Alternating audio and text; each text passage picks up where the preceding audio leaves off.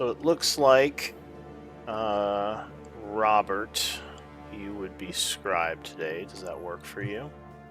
Yeah, it's fine. Okay. And Kaladin is the previous scribe. Could you give us a recap of what happened last time? Absolutely. Yep. Pretty short recap, because I think we were in combat for most of it. So, the group takes another look at the note that we took from the Hobgoblin captain to identify items and identify some items we got from the Hobgoblin Devastator, and we find the +1 quarterstaff, which Vale keeps for now. The party takes a long rest and heads out for the portal to Char.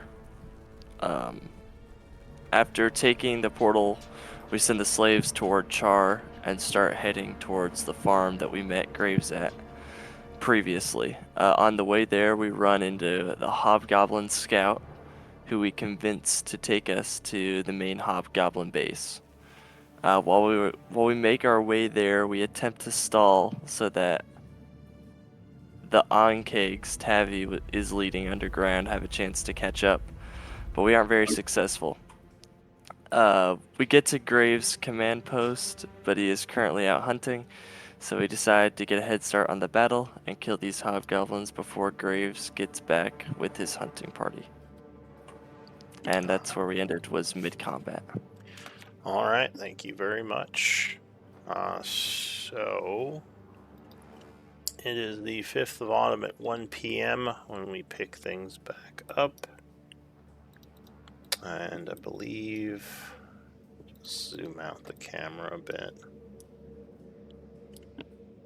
Do I not have sight through Kaladin? Oh, you said you had your new sheet, huh? Yeah. I could just drag on my new token. Yeah. I have the hit points correct and everything. Like his current hit points are correct. All right. Yeah. Well, I can drag you on. I just need to make sure your token is set up correctly.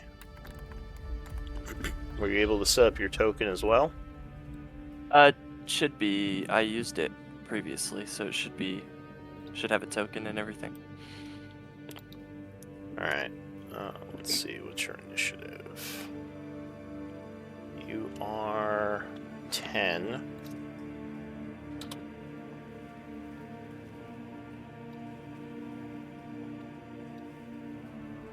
So, initiative.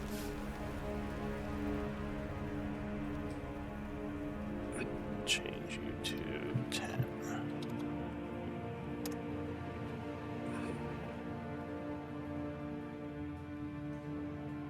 What's your dex? 18?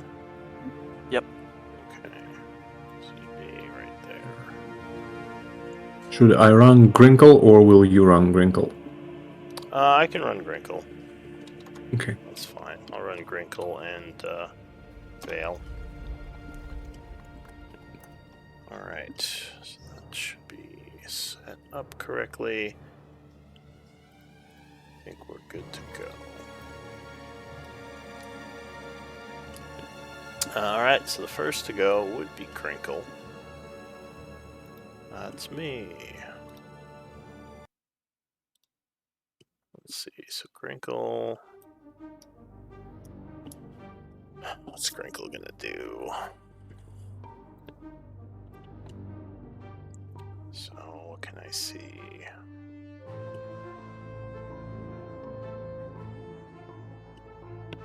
I guess I'll move, or he will move up this way, 15 feet. See what's happening. Rob looks okay. One looks okay up here. So, I guess he'll do a. Well, he's holding. What is he concentrating on? On Hideous Cloud of Laughter. Daggers. Cloud of Daggers. Oh, is it Cloud of Daggers? Alright. So Yeah. he's concentrating on that. I think he's going to drop that, because there's nothing back there anymore. And he is going to... Let's see, what's my spell count at?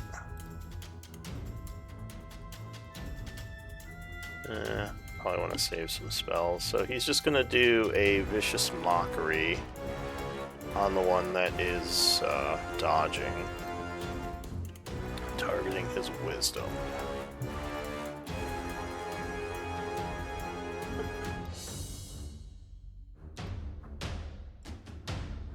Well, looks like his Vicious Mockery is not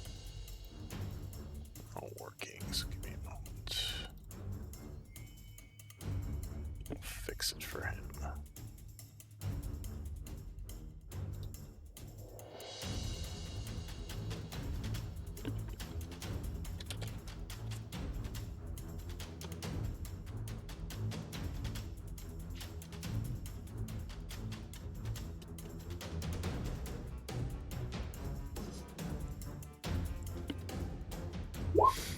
Alright, so the creature has to Wisdom save.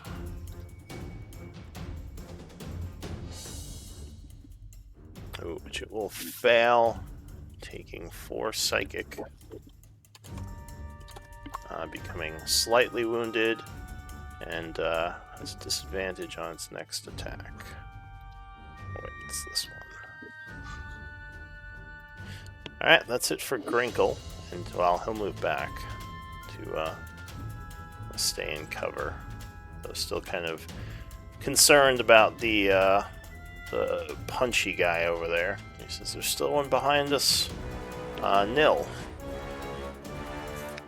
Okay. I think Robert kind of has the 2 guys left up here from the looks of it, so I may go down and try and block off the shadow caster. 5, 10, 20.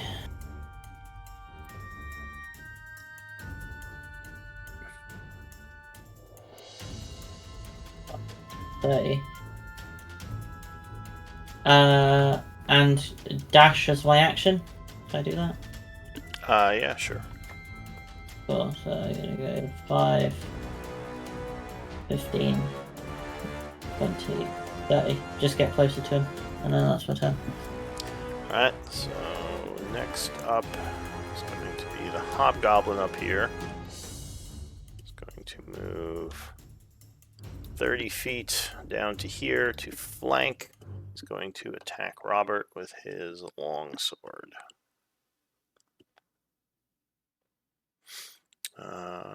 So he does a longsword attack. Oh, but will roll poorly as Robert turns to raise his shield and block, ending that one's turn. Alright, this one is KO'd, dying, which will actually, yeah, he'll continue to bleed out. This one also is bleeding out. Veil goes. Is she concentrating on? I think she's concentrating on this guy's incapacitation, isn't she? Yes, I think through sleep. No, it wasn't sleep. Laughter. It was yeah, hideous laughter. So she's gonna, I believe. No, but I think this guy is dead. But No, it was I'm different. talking about the guy that to was the- Drinko's original. the south. There's one south. Yeah, there's one south that's incapacitated. I believe she did a hideous laughter on him. Okay. So she will. I don't know why people complain it's hard to play spellcasters. I can figure this out in like 20 seconds. Alright. She has a good amount of spells left. Oh, that's right, she wasn't leveled up. She doesn't have any second level spells right now. Alright, she's just going to throw a magic missile at the guy over by Nil. So she chants and several darts appear streaking at him. Though you see as they impact him, he becomes translucent. It's an illusion. She says, bugger. That ends her turn. Kaladin. I will use my action to attack. Okay. I will punch this guy. Alright, so you turn around, punching the one behind you. 19 will strike with the first hit. Okay, and can I push him back into this brush? Yeah, Just should be 5 fine. feet with my tavern brawler feet. Alright, so he's pushed back a bit as he takes 9, becoming pretty badly wounded, actually. And he needs to make a DC 14 strength or dex to avoid the grapple. Alright, we'll use Dex.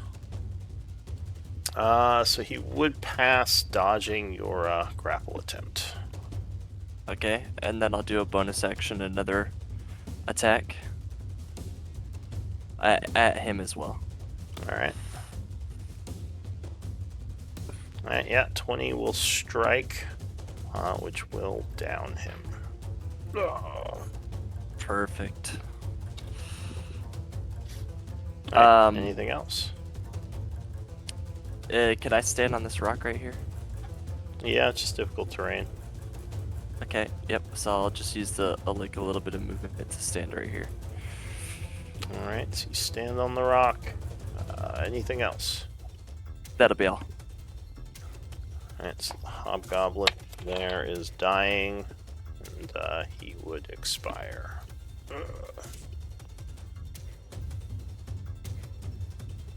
Next up is the hobgoblin up here, who's at disadvantage from the mockery, but does have flank, so he takes a longsword stab on Robert. Ooh, luckily there was disadvantage. A 23 becomes a 7, so that will miss. Psyched out.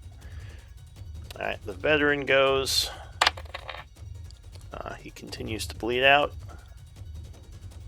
The hobgoblin down here is incapacitated, so he gets a wisdom save at the end of his turn, which he will make, breaking the incapacitation.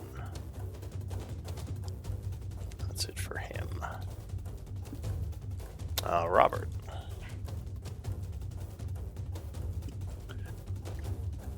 I will attack the one above. The guy who was just mocked by Crinkle. Alright, so you take a slash at him. Ooh, but that is going to miss. You will jump out of the way as you slash wildly. Anything else? I will move here, allowing him to make an attack of opportunity if he wishes. He does. So longsword, 18 with flank, luckily will miss. And for that, I will use when he's doing this, because he missed me. While here, I will use my reaction to repose. Alright, so you do a reaction attack. Yes, let me find this icon. This one, right? Yeah.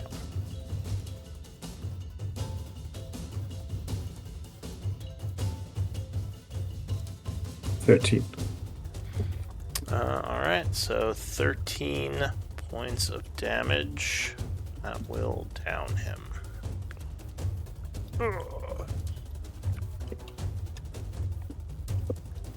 Alright, anything else? Nope. Alright, so the hobgoblin goes. He will stab at Kaladin.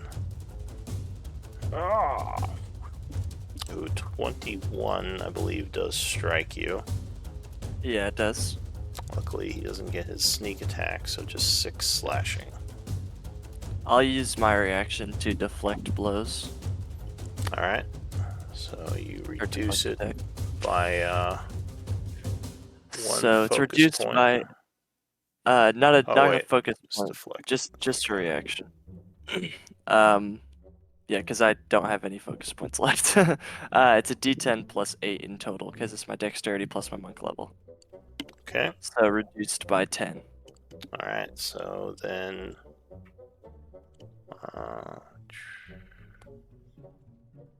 Can you do it every round?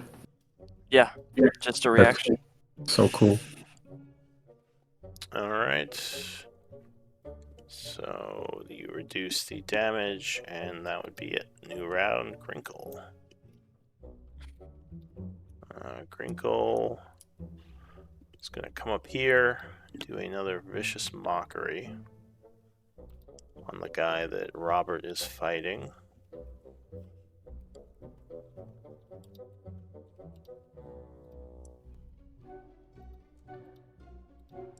So...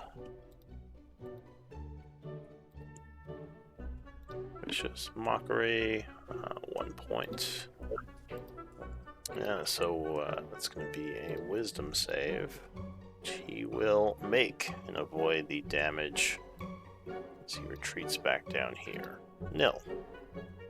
So the illusory guy vanishes as the magic missiles hit him. Okay, and I think that's there we go. So I guess I'll just run around the side here. So 5, 10, 20, 25, 30. This guy's still down. I'm gonna try and make my way over there then. Alright. 5, 10, 15, 20, 30. I'll get closer. But yeah, that's my turn. Alright, so that ends your turn. This guy is going to attack Robert. Longsword slash, which you will block, ending his turn. Is dying. So nothing for him. The other guy is also dying. Vale. What's Vale gonna do? She's just gonna come up here,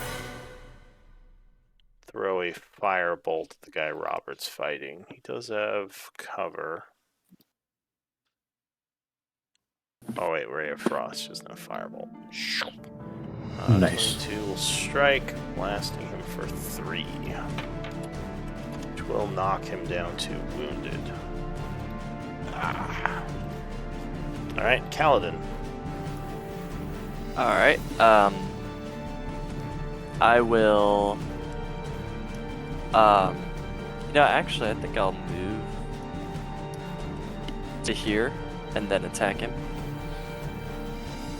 So I'll do unarmed strike action. Great roll. Yeah, 24 will strike him, doing 7 points of damage. And he'll need to make a save to avoid the grapple. It's either strength or dexterity, whichever one he wants to do. Alright, so strength save will fail and he becomes grappled. Ugh. Cool. Okay, so since he's grappled, I'll go ahead and link this. I have advantage on my next, or on any attacks that I make against him. Mm-hmm. So, bonus action, unarmed strike at advantage. Alright, yeah, 25 will strike. I'm I'm gonna reroll that. Alright, But 8 never roll. points will down him. Ugh. Perfect. Okay, now how far away am I from this guy? I will stay where I'm at. Actually, in fact, can I crouch behind this rock? The rock would be a little bit too small to offer cover. You can go prone if you want. I'm good. I won't go prone. Alright. So I'll just stay where I'm at. Alright, so your turn is ending. This guy is bleeding out. combat veteran, still bleeding out. He's been rolling well on that. Refuses to let go. This guy is going to stand up, grab the bow, and I think he's going to take a shot at Nil as he sees you running up. Luckily, you're very armored, and that would not be enough to hit you. It zings past. He's then going to back up 30 feet and end his turn. Robert. Okay, well, what do? I'll just have to kill this guy. Alright, so Robert goes, Oh, yes. Well, probably do it. So you just run him through, and he goes So this down. would be... Yeah. And the remainder of my movement I will use to start moving towards another direction. I will shout, "Hey, I hear fight in that direction. I hear Kaladin and Nil. Let's go help them." Alright, so you start running that way. The Hobgoblin goes. He's down. Makes his save. New round, Grinkle. He says, after you. Kind of moves over to here. Trying to keep cover from the guy with the bow. And he'll take the dodge action. Nil. Did he move out of Robert's range? Huh? Did he move out of side of Robert's range? What range? What are you talking about? Would he have provoked an opportunity attack? As he learned Oh, from you would last have. time? Yeah, go ahead, Robert. Take your Oppie. Because I forgot. Can he not just stay there? 15. That is his AC. Do I have shield? I don't think I have shield. Ruh-roh. Alright, so he's like, yeah, let's go get him. Oh god, and he's down. Blech.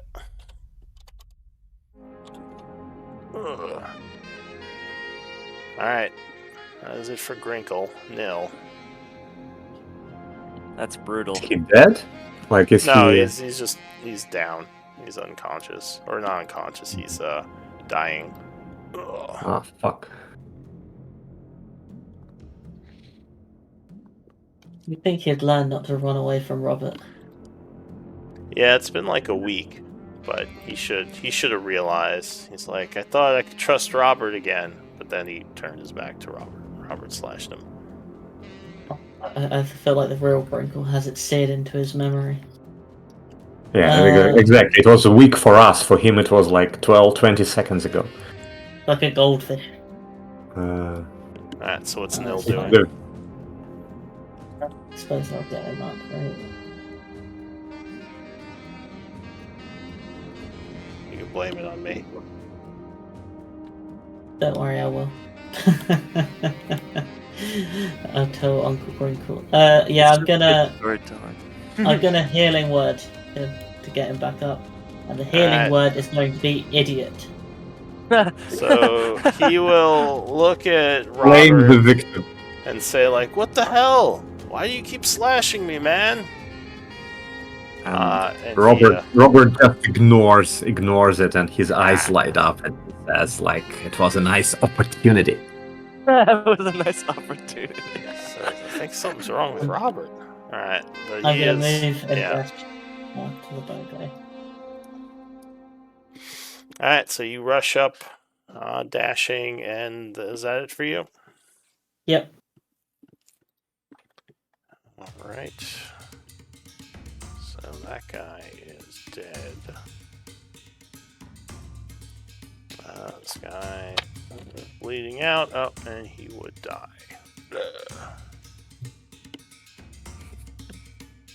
Okay.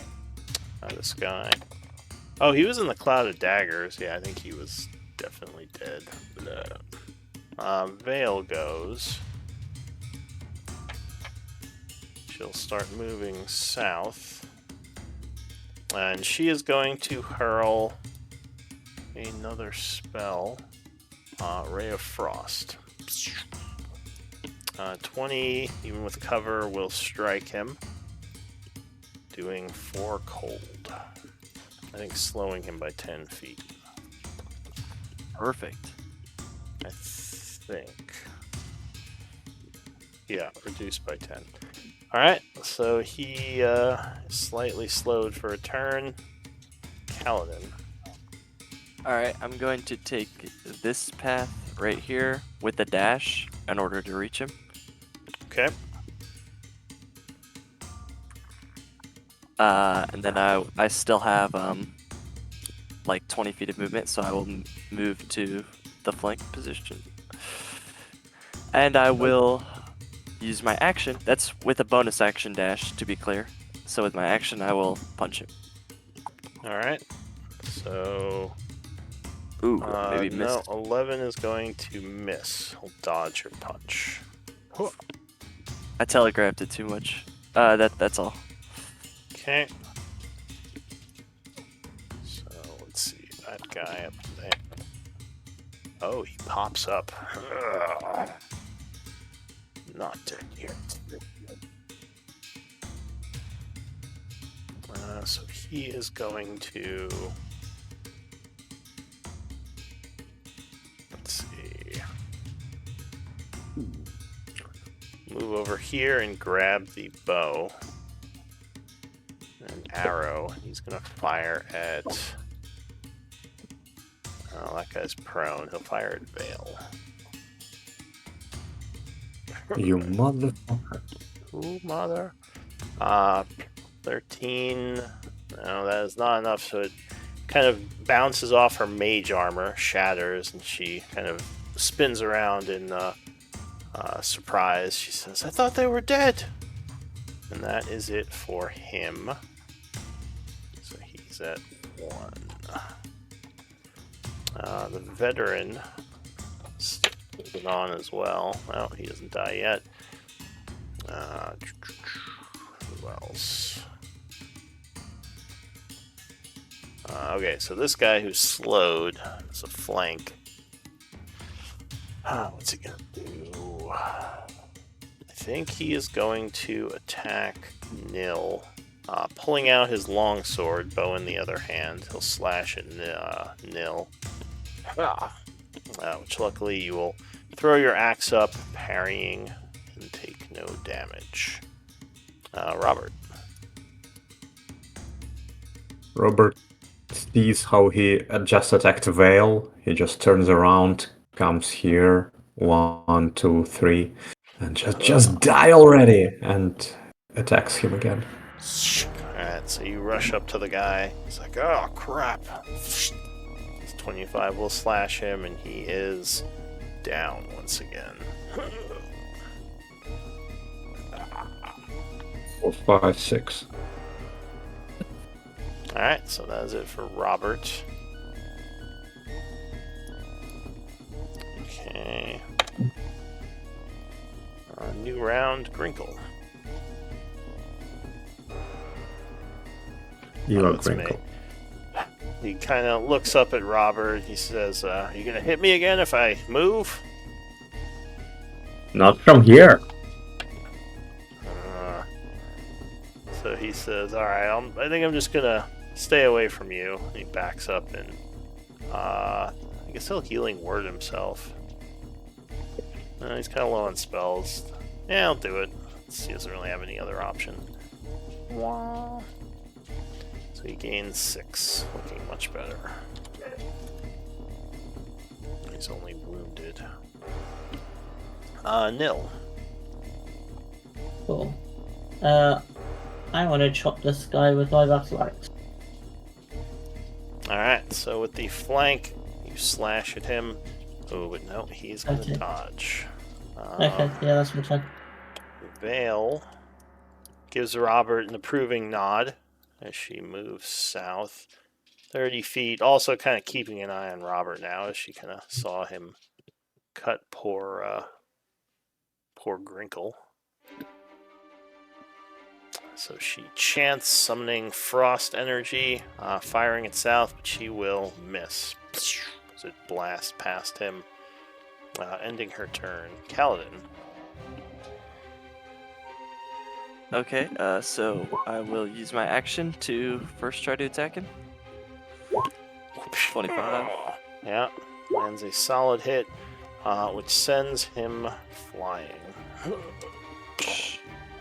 And that will end the combat. Awesome. Good job, team. What do you want to do? Well, first, do we happen to hear like any digging or anything from the Ankegs? Have they almost caught up? No, but you don't expect them to be here for a while. Remember, they were like half an hour behind you. Okay, fair enough. I will begin searching. I'll start with the shadow person over here. I don't know if you guys want to search the like captain over there. I will check the veteran, yes. Alright, so I'm gonna start Yeah. dragging the bodies up. Alright, give me 1 minute. I'll be right back. And I'll put your stuff you find in chat. Okay. While he does that, I think my coffee is done brewing, so I'm gonna go get a cup. I'll be right back, guys.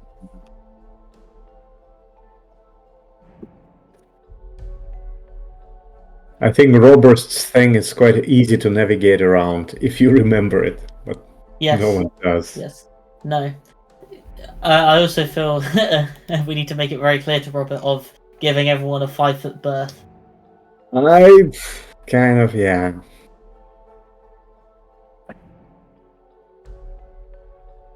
I'm usually doing this myself, yes, but sometimes. Yeah, this time I probably moved too close to Grinkle. My bad.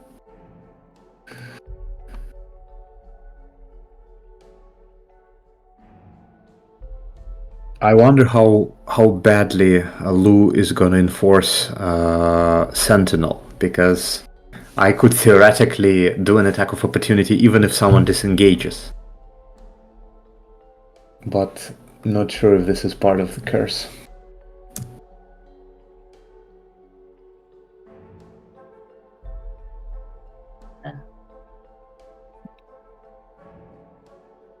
That sounds awful.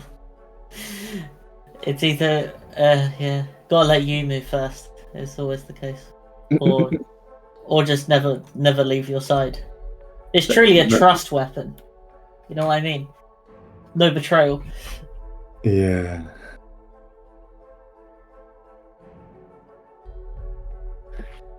We should check what's inside this building as well. Yes. Maybe drag the bodies there. Maybe just dump Yeah, them in just the lake.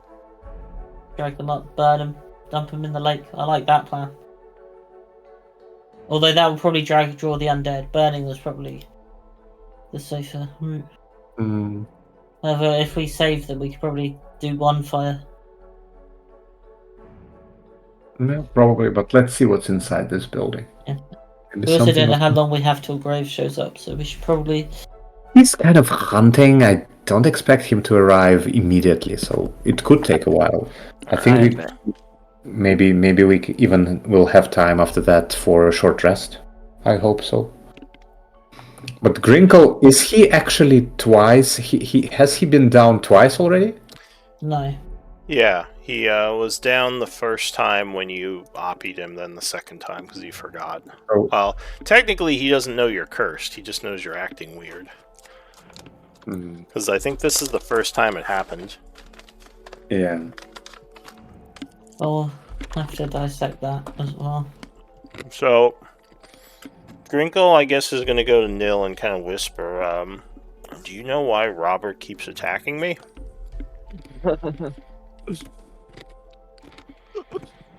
Not anymore. Would I have a thing? Could I do like an Arcana check? Or like, can I like? I'll do an say. insight check on Robert? Yeah, I'll say you can use. You can use insight.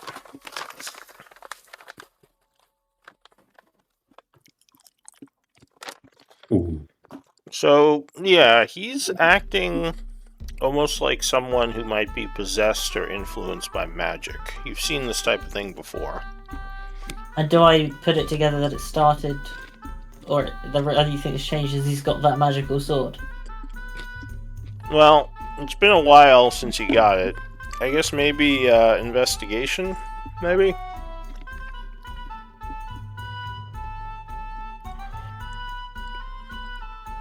Having a proper think. Kind of think about it. Yeah, I mean, you would guess it is probably some kind of curse. Which, the sword definitely could be it.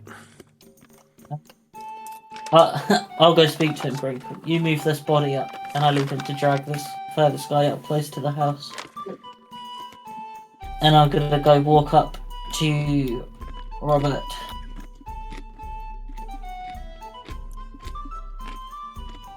Hey, Neil, what's up? That was a nice fight. Yes. Grinkle looks sad. Wonder why. Yes, most of the damage inflicted by the during this fight wasn't by the hobgoblins. It was by mistimed strikes by you, I believe. No, but this was not mistimed. This was a great opportunity. This had to happen. Yes. Although that sword does seem like a majestic weapon. Can I just look at it for a moment? Look, but don't touch. Oh, And okay. Alright, so, I mean, what are you trying to figure out by just looking at it? Well, I'm trying to see if he's like. Can I see? So I'm looking at it. Can Well- I just like grab on the end and give it a little tug? See if his like hands are just properly gripped to it. I mean, his possessiveness of it makes you think that he is definitely cursed. Okay. Because, Okay. yeah, he's, the way he's, like, not even letting you, take it from his hand to look at it is definitely a sign. Okay. Very nice, Robert. Would you please put it away for a moment and then step backwards? Yeah, I'll do that. Yes. Okay.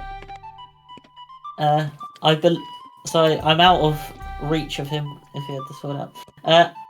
I believe that weapon may be influencing some of your actions. Yes, it's my combat actions. I'm much more efficient with it. You're right. Okay. Don't worry, Robert. We'll see what we can do about this, but it doesn't appear to affect your combat effectiveness.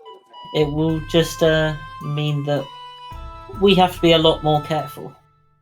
I'll drop some battle plans for everyone, and then I'm going to go back down to Grinkle and Vale because they've probably both seen it, and Kaladin whilst he's doing his thing up there, and let them know if they're coming around the corner. I believe Robert has been cursed by his sword. Is that why you keep stabbing me with it? I think so, although I'm not sure what the curse actually entails. But it seems like he isn't aware of he's making these attacks. It seems to be the sword doing it for him.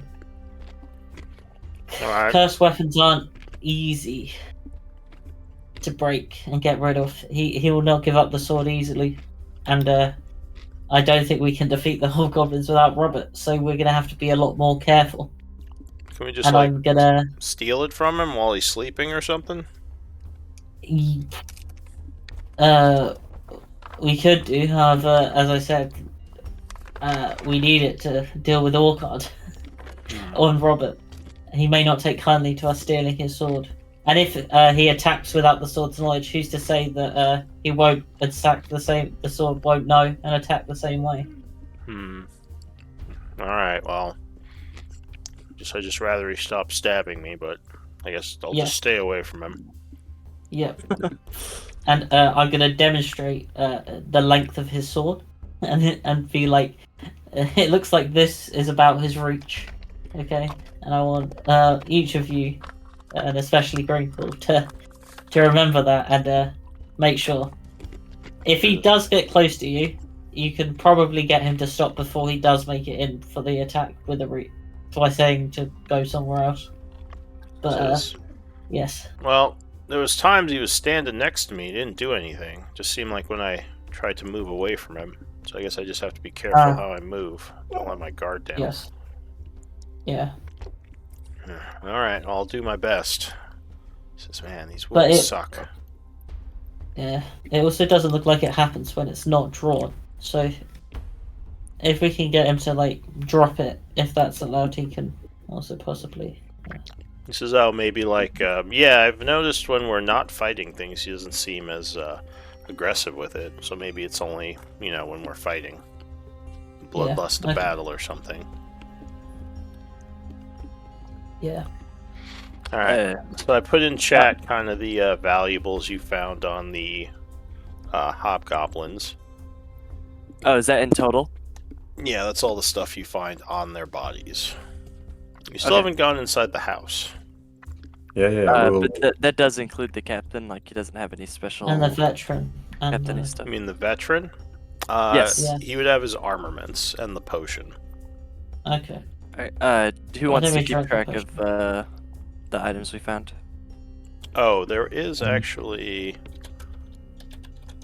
some components on the monk as well. Okay. I suppose I could take those. Since Vale is no longer. Val says, well, I could probably use them.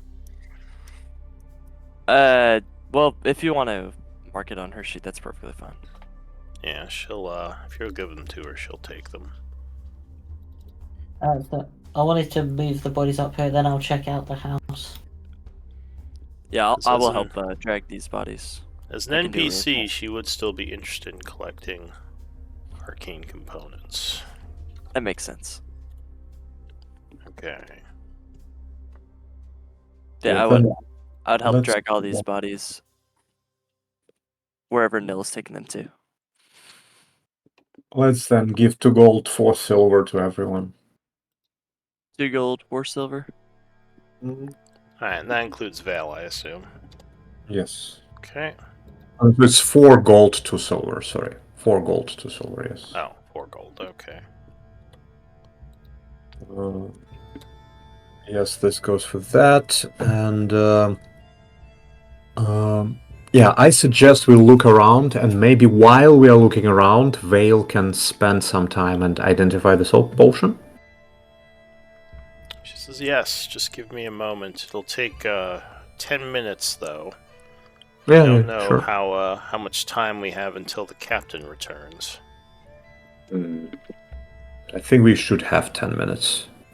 I'm actually hoping we could have a good short rest, but let's see. Guys, I will take 2 unknown gems just to keep them. Okay? Okay. Yep. Alright, so you could use either investigation, or if you have jeweler tools, you could identify them with that. Okay, I don't, but maybe someone can help. Anyone, Valor? You should know a little bit about those things. They are sometimes magical components. Do you know what those gems are? Since I can take a look. She takes the gems, look them over. She says, I've not seen gems like these before. But they're most likely valuable. Perhaps a shopkeeper who you trust in Char can identify them. Okay, I'll Says just keep them for now. I haven't done much work in jewelry craft, though I do know some pretty exquisite ring makers. She'll go back Crinkle, to- you may know something. You sometimes know very unique things that you would not expect you to know. Yeah, What about you? sometimes when my ears aren't ringing from my allies hit me with their swords. Yeah, that must suck. So he'll make a check with a -4. Let's see. Oh, well, there you go, 19. He says, yeah, I think I recognize those.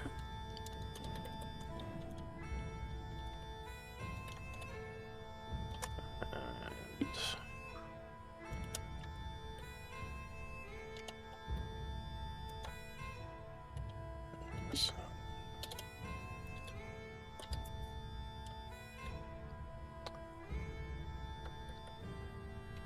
So one of them is a small ruby. The other one is an onyx. Mm-hmm. This is, yeah, we could probably sell those for some money. Yeah, or barter with someone if we need to. Alright, so Vale is trying to pass 10 minutes doing her thing. Is anyone else doing anything? Yes. I want to search the house with Kaladin.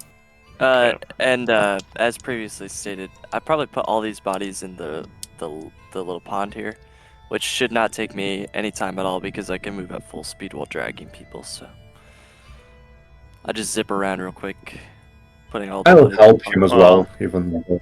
They're all Yeah. objects at this point, so it would be like dragging an object.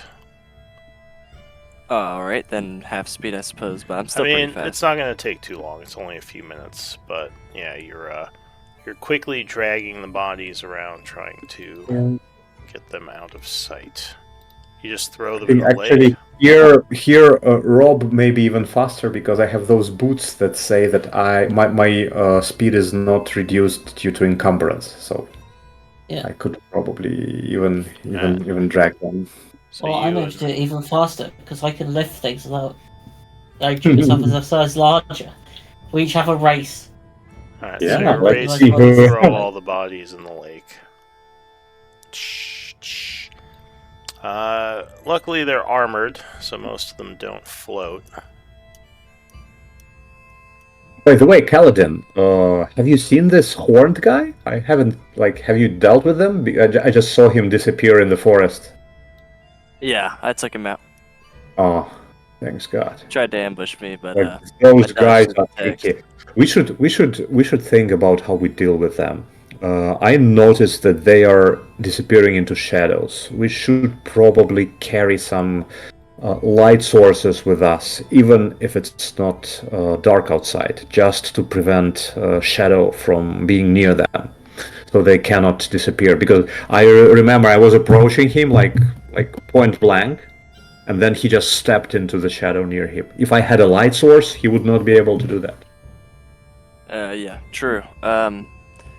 If I grapple him and keep him in the light, then you shouldn't be able to do that kind of stuff. So maybe that's the I hope strategy. so, but for me, I was not even able to get close to him. He was always just disappearing and teleporting away.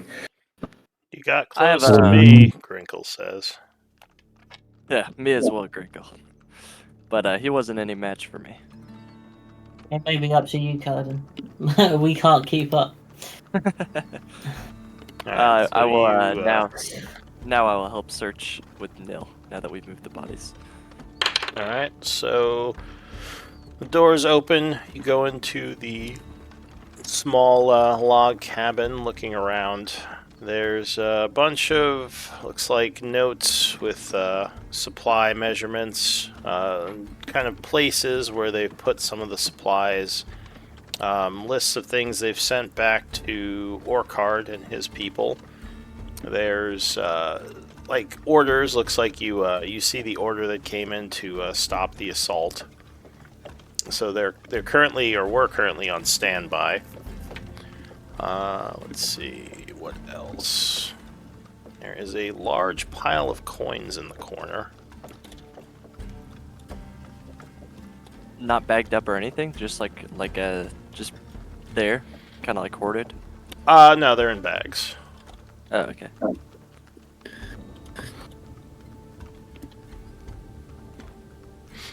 Wow. Looks That's a like lot. Well, they've been raiding some farms because it is mostly copper pieces.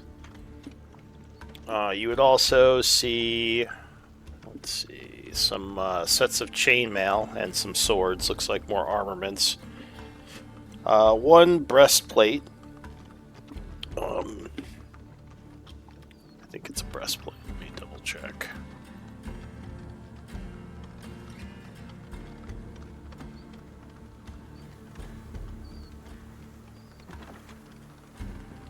Hobgoblin.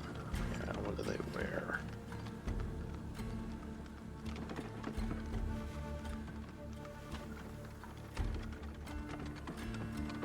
Okay, then it will be. I'll just leave copper there. I don't want to carry so much copper, but it will be 9 gold and 80 silver, everyone. I don't think we should take this. Well, what do we do with this? Oh, it's I half think we plate. bring this back. I think we bring this back to Char, as this was taken from the farmers there, and they need all the help they can to rebuild the town. I would agree, But- Val says. She says this money was obviously taken from the surrounding countryside. The town could use it in their recovery effort. Yeah, I guess you're right. I can get behind that. Alright, so you're leaving it all there? For now. Or is there like a chest we can put it in? But I don't really want to be shoveling coins at the moment. We can do that later. But yeah. Alright, so yeah, there's, like I said, some armaments, a set of half plate. I don't know if anyone can use half plate. I think that is a medium armor. Let's see. That'd be up to Robert and Nil. No, I'm okay. I like I've my got, Ankheg armor. I've got splint. Slightly better splint, but yeah. 2 potions.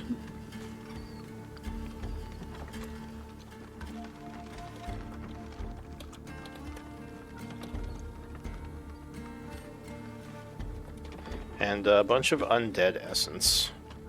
Looks like it's mixed, so unfortunately it can't really be used for crafting, but it could be used to make components. Spell components. Okay. Nil, you want this undead stuff? Yeah, I think I took the other essence. We Yeah. we do need to make a plan of what when we go back to town, what we're actually going to use it for. So if we have any suggestions, because in our last game as well as this one, we literally just gathered so much but never used it for anything. Vale There are says, well, uses for it. it can be made into components. I believe this essence is used for religious components, so maybe for some of your ceremonies, Nil. Yes, although I'm not sure I'd want to do any ceremonies fueled by these creatures. As soon as we found the potions, Robert will go and give them to Grinkle, saying like, while you're resting, could you maybe take a look at those and identify what those are? Like, he's like, don't hit me. Oh, yeah, sure. Takes them. Flinches And Flynn, as, like, as you walk over. Yeah, as you walk up. Like, oh, okay. Yeah, I can do that. It's like flinching. Alright, so some time would pass. They are all regular healing potions. Okay, so including the one that... okay, so all of them are healing potions. Yeah, all 3 of them are healing. So Nice. it is now, say, about 120. You think your Ankegs will be here soon? You guess they'll be here within the next, like, 10 to 20 minutes. Assuming they didn't get lost. I will give one of those healing potions. I think one of them Vale can have. She doesn't look so good. Anyone else who is without a potion? I am. Fine. I'll give one to Grinkle as well. Let me see. Did I leave a potion on my other sheet? I did have one. So I do have one potion of healing.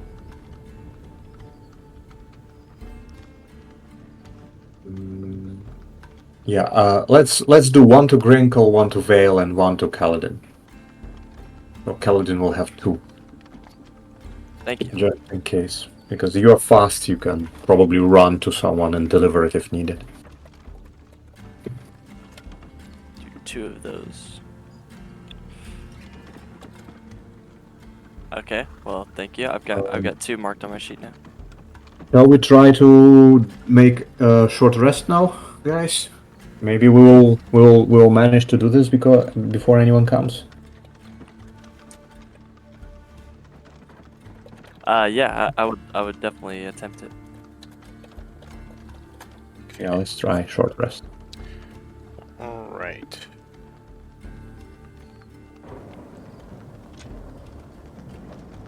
Let me roll something here. Maybe let's not get Grinkle and Vale just sitting there in the open. Maybe let's bring them into the building. Sure, we'll see. Grinkle comes inside. I'll stay watch. I'm fine for what I need to do. I'm gonna find a nice brooding place to sit. Okay. So some time will pass. About 15 minutes will pass when you would feel some vibration somewhere underneath you. Ah, nice.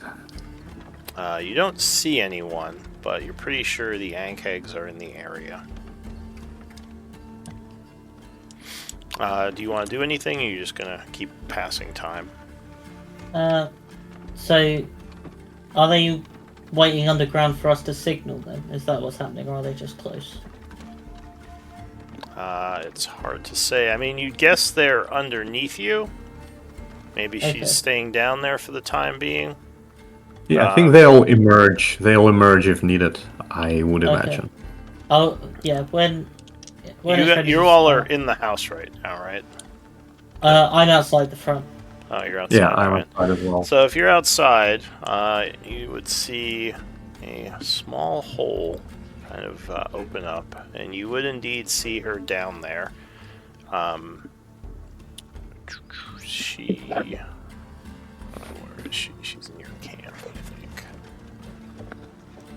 Or wait, no, Tavi. So yeah, it would be Tavi.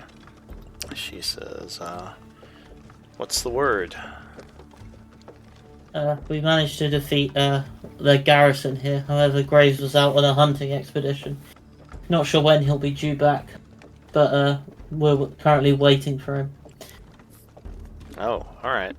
Well, I guess I'll be underground with the Ankhegs. Do you, Yes. I assume we'll just spring a trap when his people come? Yep. Yes. I'm gonna stomp the ground twice, and I give her a thing of just quite my heavy weight on the thing. That's the signal. As well, we do have tremor sense, so we can kind of sense their movements. I'll have the Ankhegs come from below and attack once they're here. Yes. Yeah. We kind of want to lead them into this kind of open space because they have their monks with them, and they like to be in the shadows. So if we can keep them in the open, Kaladin has a better shot at keeping up with them. That's right. You're gonna be invaluable to this attack, Tavi. She nods and will kind of use her digging ability to shovel over the dirt and close the hole. Perfect. So you are just basically passing time, kind of waiting at the house. Yeah. Let's think while we do. Let's think. How do we do this when he comes? When he comes, I don't believe anyone escaped, so he would not know that something is happening here. I think we need to prepare an ambush. Yeah. That's I think what we're doing exactly. But he's going to know something's wrong because his scouts won't be out and about. Normally they'd probably greet him as he was approaching, right? Yeah. Let's just make sure that we ambush him and not he ambushes us. Of course. I think that's my main concern. When he approaches to investigate the building, then the Ankegs will strike, and then we will all come rushing out of the house. Yeah, let's do this. Alright, so you are waiting. Although it may be better if Robert creates a flanking position in the woods down here. If you And think I you go can hide. You guys are not very stealthy, no offense. I could do it. I'm fairly stealthy. I'm just trying to keep everyone sufficiently separated when weapons are drawn.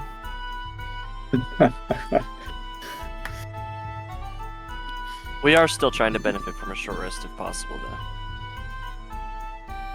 though. Yeah. Alright, so, but you're staying either in the house or next to it? Yeah. Okay. So the hour would pass. Go ahead and short rest. Perfect. It is now 2:35. Still no sign of Graves. During the rest, Tabby would check in a few times just to make sure, everything is still safe. But, yeah, do you want to just keep passing time and keep a lookout? Just a question. Have we ever seen Vale have a familiar? Or not? I think so. I don't think she's ever summoned one. Okay. Grinkle should probably spend some hit dice too, if he's still... Do you want to ask her about it? I will just put a question into the open air, like, do we have any magical ways to send someone to scout around to make sure that Greaves is actually hunting somewhere and we are not missing something? Vale would nod. She says, I do have my familiar in the pocket dimension, the one I summoned a while back. Can it fly? She would say, what did she call her familiar? I thought she gave it a name.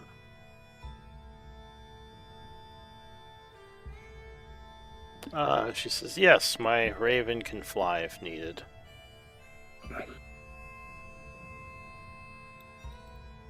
Yeah, maybe it would be a good idea just to let it fly around and come to us and say, like, does it see Graves? Is he around? Is he just hiding somewhere, waiting to ambush us, same way as we are ambushing him? Just, we need some scouting, and I think your raven could be a great scout. She nods, snapping her fingers as a little burst of light as the raven seemingly appears from nowhere, cawing happily. She says, away, fate.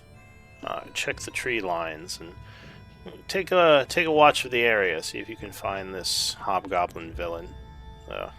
Crow will caw at her happily and then fly out the door.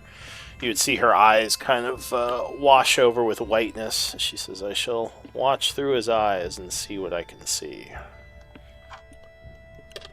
As time is passing, she says, don't see him in the immediate area. High above, there are, looks like a group of scouts a little further out. I believe, most likely the same hobgoblins. They do seem like they wear iron-tide insignia, but they are several miles to the east of here. Kind of close to the some of the farms. Possibly looting, I don't know. Although I think we should be in a ceasefire, so I don't know what they're doing. But I don't think Graves is among them. Doesn't seem like he's in the area, actually. Strange. She says, I think I'll recall my raven for now and just have him stick to the immediate area. There's that scouting party, but I don't see any other targets. I wonder if we spooked him with our attack. Maybe somehow he saw us or sensed us. It's hard to say.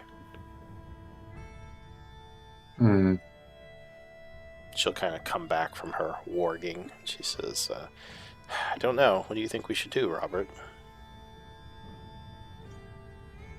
Crinkle says, well, I'm just happy healing up a little. In fact, I should spend some hit dice for him.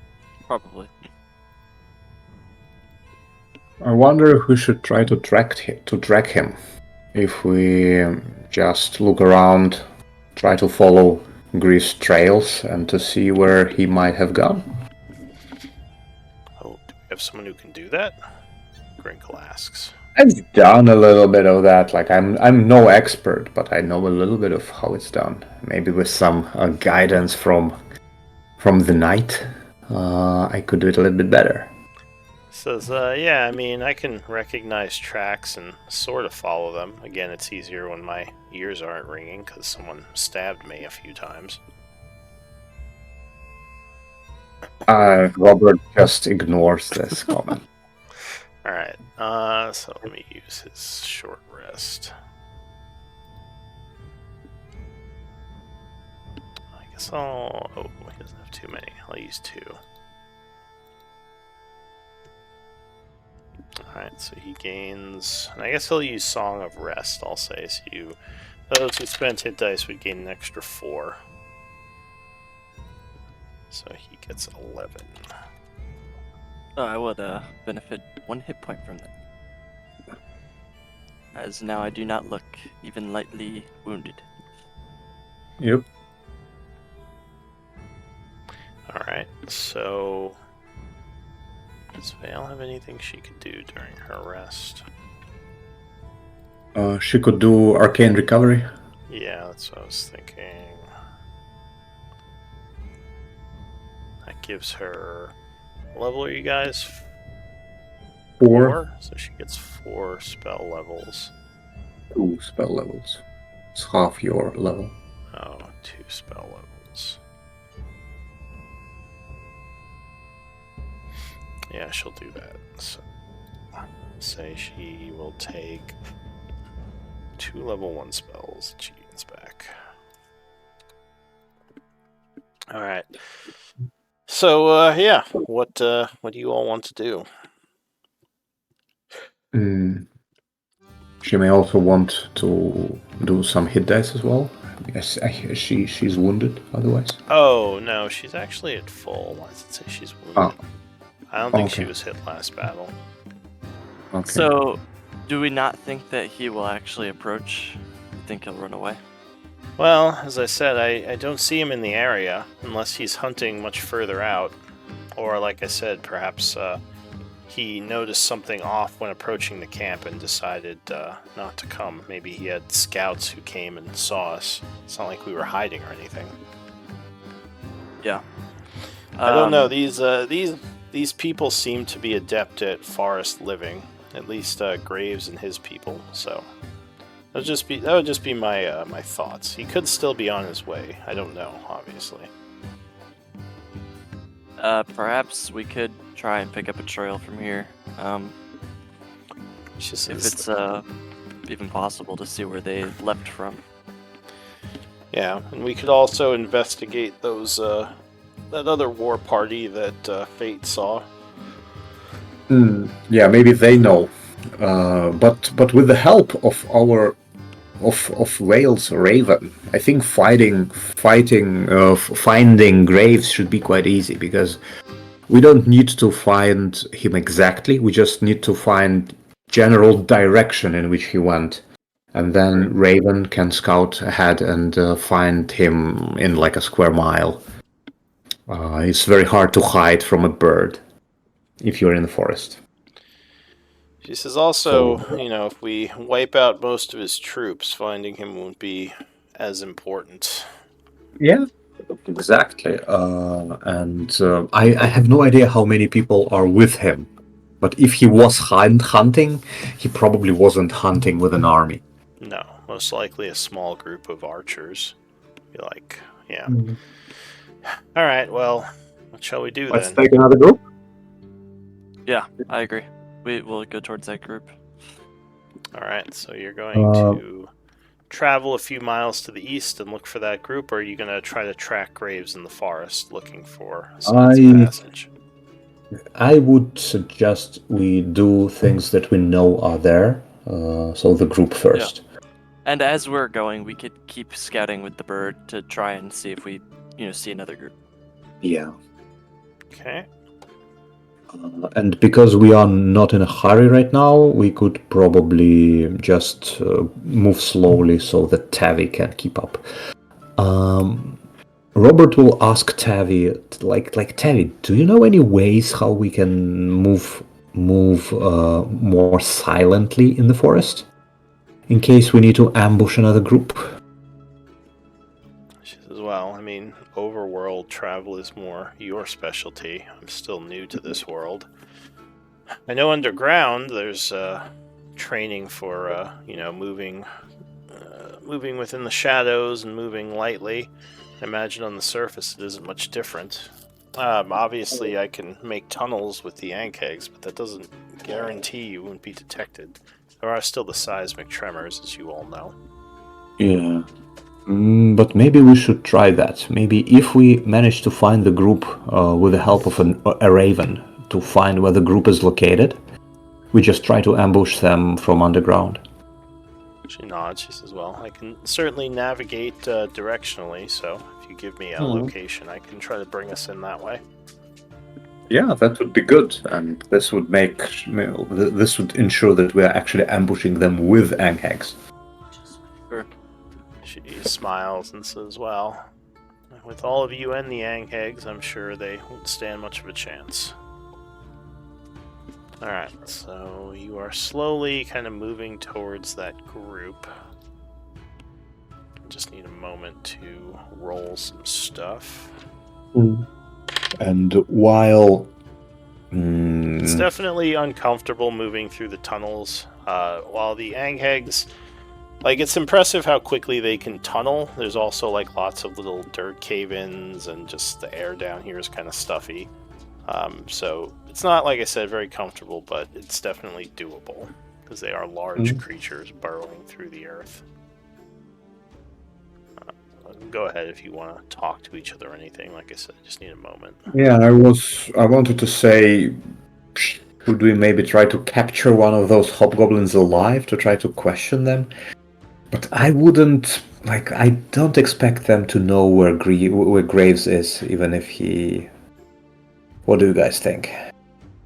Oh, well, if worst comes to worst, I could always alert somebody with the horn that I stole off that one scout. We should also probably check the orders on his desk if there are any clues in there. Maybe he isn't on a hunting trip.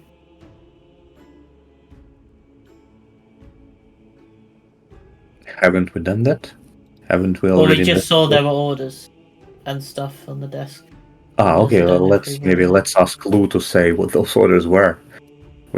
We haven't really... They were the orders for the ceasefire. Yeah. Okay, that's what you said, yeah. Yeah, there were ceasefire orders.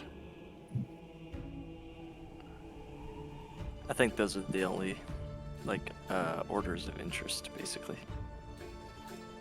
But yeah, even if we don't find Graves, he will not be much of a danger if he's alone.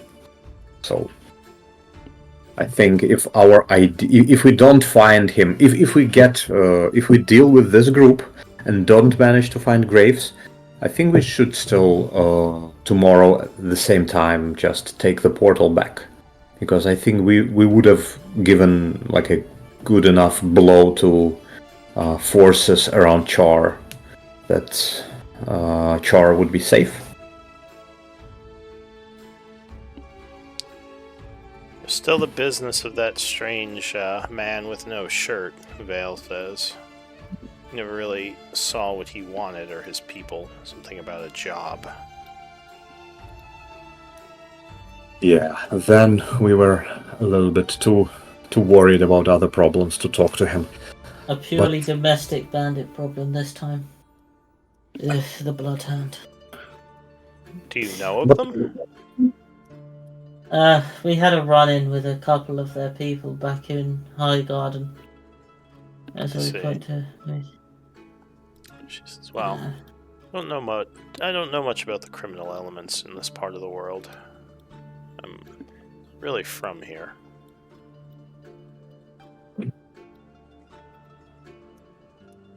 Alright, so you are getting kind of, closer. So you're just looking to kind of come in underneath where they are and burst forth from the earth? Yep. Okay.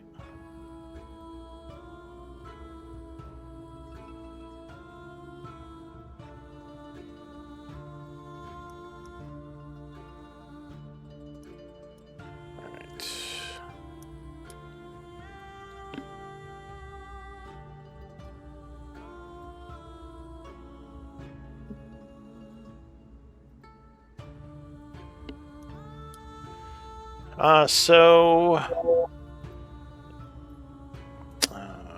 Whoops. Hang on. So Tabby will let you know that we're getting close to the farm. Currently, they are somewhat spread out, but still in kind of a, in a similar area. I don't really know much about who's where. I can just sense movement in several areas, which I believe is the farmland. Okay. I think we have two options. Either we wait for them to come together for like a camp, maybe closer to the evening, when they just gather together for whatever, or we just find the location with the biggest number of them and try to ambush them right now. Because if they are not everyone in one location, let's try to find location where most of them are. Well, they're in a similar location, she says, just kind of spread out, if that makes sense. Yeah, well, we don't expect them to sit around the campfire right now, so they're probably a little bit spread out. Alright, in that case, If we wait, though, my aid will fall off shortly, I believe. Yeah, so we need to try to do this faster. alright, so shall I just pick us a target and fall upon them from below? Yeah, let's pick a target where most of them are and just ambush them and try to Can you see the heaviest one? Is that something you can see with tremor sense? She says they're all fairly heavy. Tremor sense doesn't give me exact weights, but from what I know of these creatures, they all wear heavy armor. There is one who's actually a bit lighter, maybe unarmored. Another. Ooh. Yes. Oh yeah, that's either a Devastator or another Shadow. Yes, him. Maybe this is the one we should ambush first. Yep. Says, all right, shall I have us go for him first then? Yes. Let's go. And what I will ask Vale to cast light on my shield before we ambush, so that I could. So there are no shadows when I'm around. She says, and just for I wonder if there's a way I can show you. Okay, let me try something.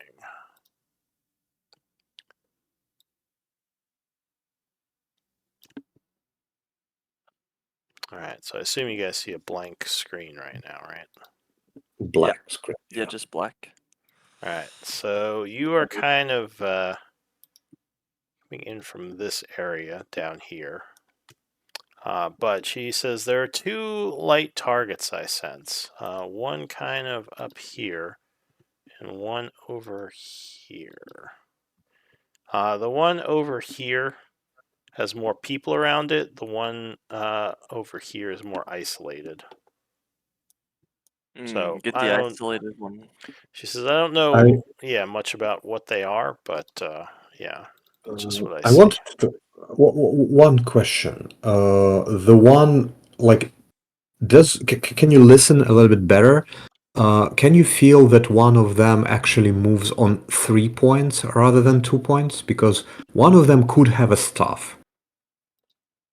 She says I don't think any of them are moving with 3 points. So I don't think any of them are using a cane or a staff or anything. Okay. They're all two-legged as far as I can tell. Well, if we use a little bit of reasoning, actually, the Shadow is most likely by himself, ready to hide. The one that is surrounded is most likely the Wizard, surrounded by bodyguards. Yeah. But he's the one whom we need to take out as fast as possible. So, guys, Vale says, hideous laughter and whatever we can. do they even have a wizard here? I thought these were more forest folk, like scouts and such. No idea. Yeah, but that would be weird if they had a wizard. But I don't know. Maybe an archer. Maybe a scout. A scout wasn't very armored, was he? No, he wasn't. He had leather. Yeah, it actually could be him. But in this case, should we go for the shadow then? For the one. Probably, yeah. If we don't think there's a Devastator here. then maybe we should go for the Shadow. He's definitely the next most dangerous. He attacks. But then quickly. again, yeah. I think having a little bit of distance between us and them is beneficial. We could do some She some doesn't- some just blades, some magic. Just to give more information, I think I sent 7 targets total. So I think there are 7 of them walking around out there. There could be others if they're on surfaces that are, more separated from the earth. It might be harder for me to sense them, but 7 of them are definitely walking on the dirt. Like in a I tree say or we- something. Or in a tree, yes. I say we go for the Shadow, and once we'll decide from there what to do. Alright, so you're gonna go for the isolated because one? those guys are very, very, very nasty. Yeah. Does that sound good, Nil? Yep. Yeah, I agree. So she nods and you begin tunneling. I just have to set up the ant kegs.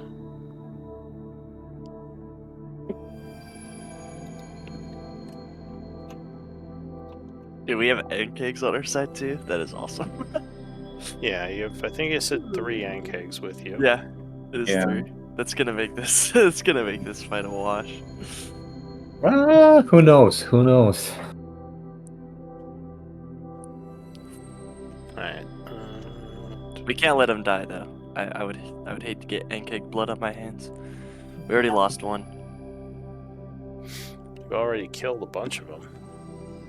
Yeah, That's also we killed 2 back in. Yeah, the but that's when we cave. went on the side, so I don't feel bad about those ones, which is a weird. It's a little strange. It's a little bit. Besides, we ended up paying them back by letting them, eat those prisoners. So they got some food out of it. Alright. So I guess you guys can't burrow, so you're gonna have to come out of the holes that they create. So I'm gonna start you out blinded. So you'd be technically underground.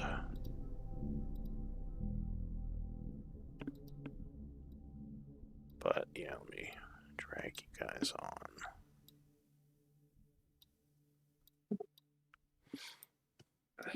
That's weird. Did the map just kind of show up for you guys?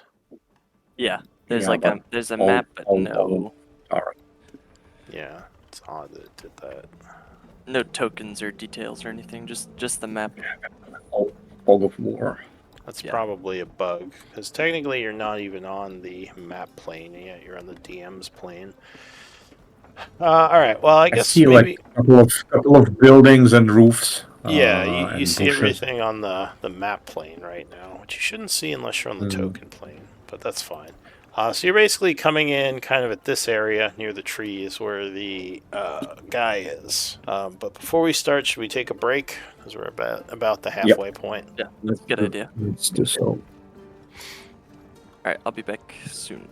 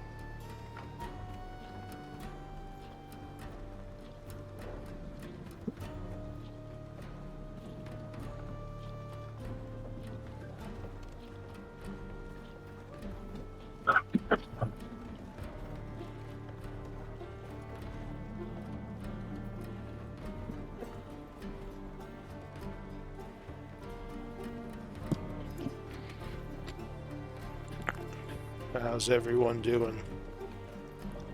We're back. Doing good. Yeah.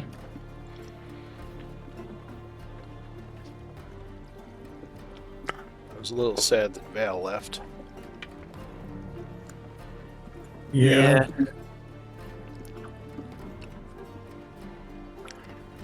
It's an interesting character. I was hoping to see how it played out. Mm. Yeah. Plus, I mean, we really do need a wizard. Yep. Well, it's good to have. You don't necessarily need one, but certainly makes life easier. Mm. You can always hire an NPC wizard. Well, that might be kind of fun.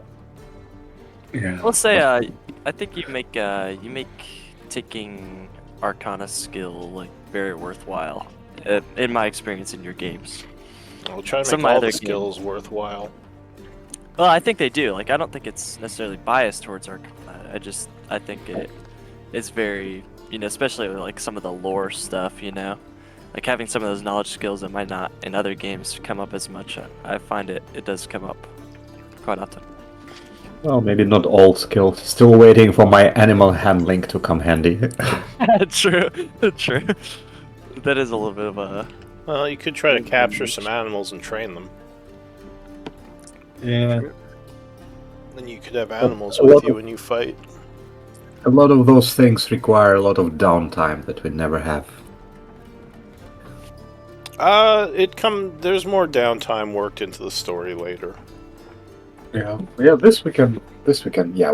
Then we can think about hiring a wizard and whatever maybe upgrading our camp, which is currently like an orphaned camp that we don't even know where it is, and they ran out of money. Yeah. I think they're in town. You sent them back to Char, or they're traveling Yeah, to but they Easttown. haven't yet reached. We reached this place faster than they. Oh yeah, That's we true. did. We So teleported. they're probably They're still on their way to Char, and they ran out of money. it's true. They might all just go home. You might have to rebuild it. Well, I'm sure we could. Maybe they'll trust us at least Which for a little isn't- bit, and we can. Yeah, as long as Shock can carry the stuff that's in camp, he could just kind of maybe take it and meet up with you later. Did you have a big camp? No, Yeah. we have a notoriously small camp. Let me see. What's We have, a like, big camp? I Yeah. think you said like we have one laborer. No, you have 10 laborers, 8 guards, and 2 scouts in your camp right now. That's Yeah. not bad. Yeah, the scouts aren't. You don't have to pay them because they're working with the city. I think Shock is the only one who you're paying right now in your laborers because you're only paying like 3 gold a day for your camp. It's mostly for Shock and the laborers. Very efficient camp. Yeah. Because, I think NPC-wise, it's just Shock, Melody, who you're not paying. She's just there to kind of be with Shock, and the scouts, who, again, you're not paying. Hey, I don't blame her. Shock. I mean, Yeah. what can I say? What can I say? It's true. Yeah. Hanging around Shock is payment in itself. Also, they don't have money not because we are stingy or anything. It's just we gave them some money and then we kind of forgot about it, Yeah. and they eventually ran out. Well, there's actually still gold in the camp. There is exactly 2 gold pieces left. Yeah, They're gonna that's fight like over. 1 day of payment, so we. Yeah. So, I mean, most Well, maybe- likely your camp would just go back to town and, your people would kind of disperse. And you'd have to just But that's rehire them. fine. If they're in town, we can find Shock and maybe build a better camp with blackjack and everything. Yeah. Alright. So, anyway, let's see, we're all here. So.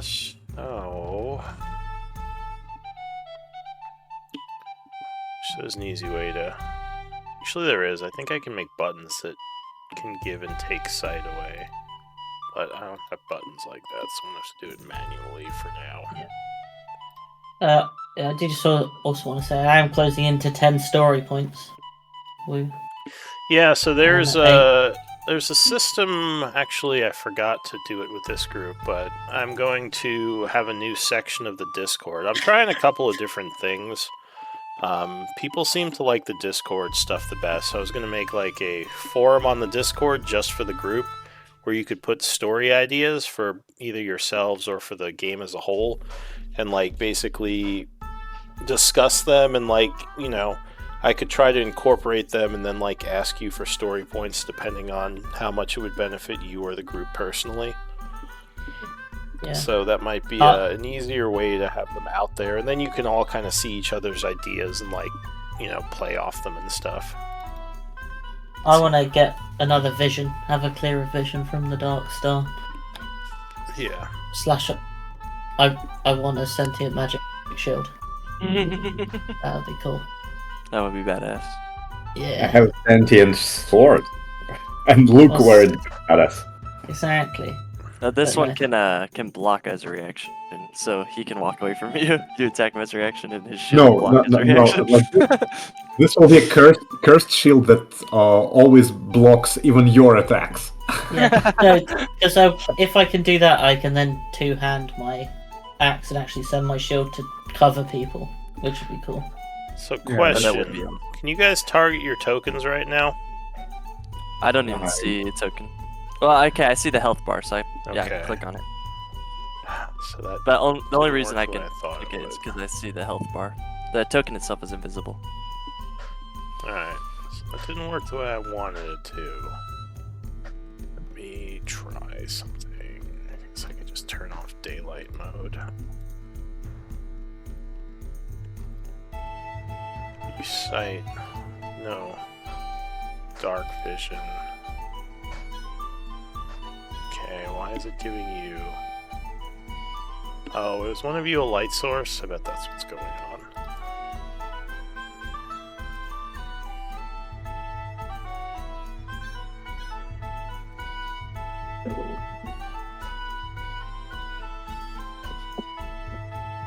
Actually, I don't... It's not on me. Oh, look at this guy. Why is there a light in the area? It's... What was he doing in the bushes? It's being a shadow. Alone. Yeah, just... Yeah, it looks like you all have sight on this area for some reason. I can see everything now. It popped up. Well, for me, it's like a light radius. But Yeah. like when I Only light. move, the light doesn't move with me, so it's not on my Because token. I'm the light. Oh yeah, it's on you. Oh, you have the light on you. Alright. No, because that didn't... For me, it's still like this grayscale map. Move the token, see which one the light moves with. I think it's nil.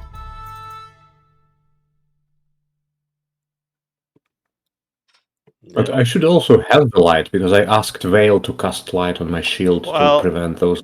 You're supposed to be underground right now, which is the whole reason I was like, well, you shouldn't be able to see anything, but I don't know why it's giving you sight, because none of you are marked as being a light source. Is it something with the actual map? Is it Vale, maybe? No, I checked Vale.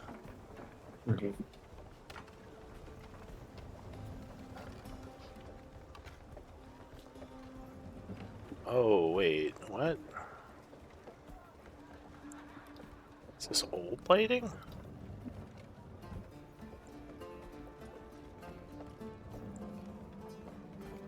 Would make sense. It should be a new game.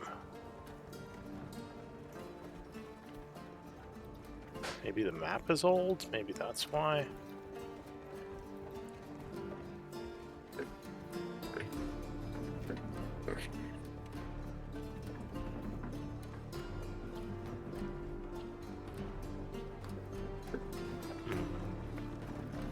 Alright, well, I didn't want to spend too much time on this, but...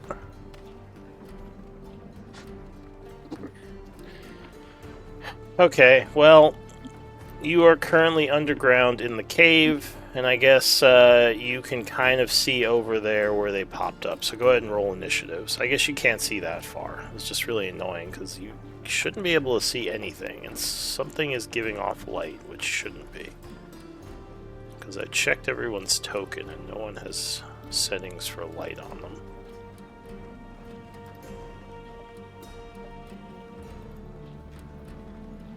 But whatever. This is what it is. So yeah, you'll just be underground right now. Alright, so initiatives.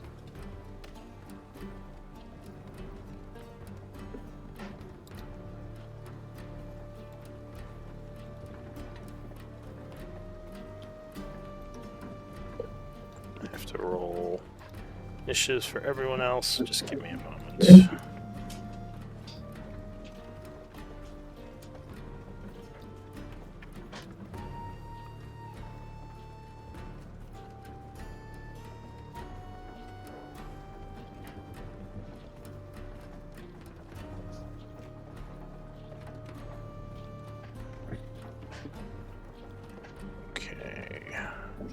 That is everyone. So the first act is these things burst through the floor. The creatures aren't actually surprised because they were feeling the tremors. Because like I said, you can't really hide them. So the guy was kind of looking around when these things burst up. So as they are coming at him, he is going to get an attack. So he says, "What? What the hell?" As these things all like coming up at him. I still can't see for some reason. Am I not out there yet? Can you see your token? No. You should be out there. Oh. How about now? Over here, can you see yourself? I can see my crossbar. Let me like close down and relog in. Reload, yeah, that could help. Yeah. Alright, well, I'm just gonna do his turn. His turn is not gonna be too difficult.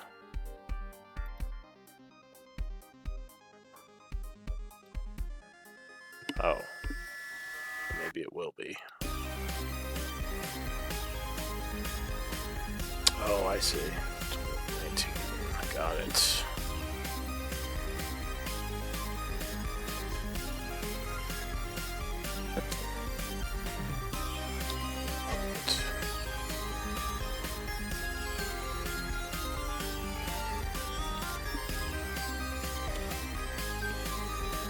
Alright. There we go. Should fix him. So yeah, he does kind of freaked out, not much time to think. He'll just kind of do what comes naturally, which is strike things near him. So he's going to go for the north guy, doing a flurry of punches. Now, did you say you guys had light underground? I guess you would have to. So we'll say it is lit up right here. Yeah, I think Robert wants to have a light on him. 2, 3, 4. Alright, so he gets 2 strikes on the northern creature as it bursts through attacking, doing 9 points of damage. Alright, so Reloading. is lightly wounded. That is it for him. Kaladin. So you're in the tunnel behind these things. They are difficult terrain to move through. But you can basically move on to any square adjacent to them above ground. You just kind of have to hop up. So could I use how much like movement to be in the space that I am right now, but over ground? So you have to run into the Ankeg square 10 feet, hop up and climb out, which is another 10 feet, so that would be 20 feet, and then you'd basically be up here with 20 feet of movement on the surface. Okay, so 5, 10, 15, 20, and then this would be 25. Yeah, so as you pull yourself out of the hole, you would get a much better view of everything. I'm just going to give you a whole bunch of dark vision. Okay. Which would reveal a bunch more guys. And at this point, I would spend a focus point to summon my water arms. You see a bunch of guys over by the barn over here, who are like yelling. Alright, so you summon your water arms. Yep. And so now that I have 15 feet of movement, I will move right here, and he's within my reach, so I'll attack him. Okay, so you swing over at him. Yep. 16? 16 would be enough to strike. AC 15. Alright. So there's damage. Bludgeoning. Okay. And dex or save. strength. Yep. Yep. To avoid the grapple. Oh no, he is caught off guard and grabbed. Nice. Awesome. Okay, so that means I have advantage. And at this point, with your 15, you would notice one of the hobgoblins over here seems to recognize... Oh wait, were you with the group when you met Kelvar? Yeah, because you were part of the initial peace agreement, right? No, I don't think the initial. I thought you were. I one. thought you met up with the group during the crypt part. I they was were there. but they Yeah, weren't and then there initially. afterwards, that's after that is when you went and spoke with Graves and Kelvar is there. So he would kind of see you over there like attacking and say, "Wait, Kaladin, it's us," and like kind of wave like, "Hold on." What are you gonna do? Are any of these graves? Do I recognize graves? No, Graves is not here. At least he's not anywhere you can see. If he is here. I'm going to ignore him. I don't even look at him. Okay. So Continue attacking. this one is grappled, and with my bonus action, I attack with advantage. Yep. 16. 16 would strike. For 10 damage. Alright, so he takes another 10, becoming wounded. Alright, anything else? That'll be all. So the veteran will yell, are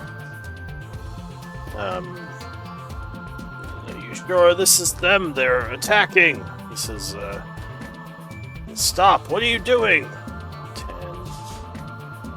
20, he's gonna come over here and say, release him, you're our allies! And this guy will say, I'm pretty sure it's them. He will not attack just yet. The scout is going to say, stop, and ready in action as he draws back his bow. The Ankeg doesn't really care about any of this. He's just going to bite this guy, which will provoke... This guy's ready to action. So he is going to fire his longbow at the Ankeg. Which would have Marshall AC 14, so that will just hit. Doing 8 and 5, so 13 damage. Which the Ankeg becomes wounded and did not like that at all. But he is still going to attack this guy.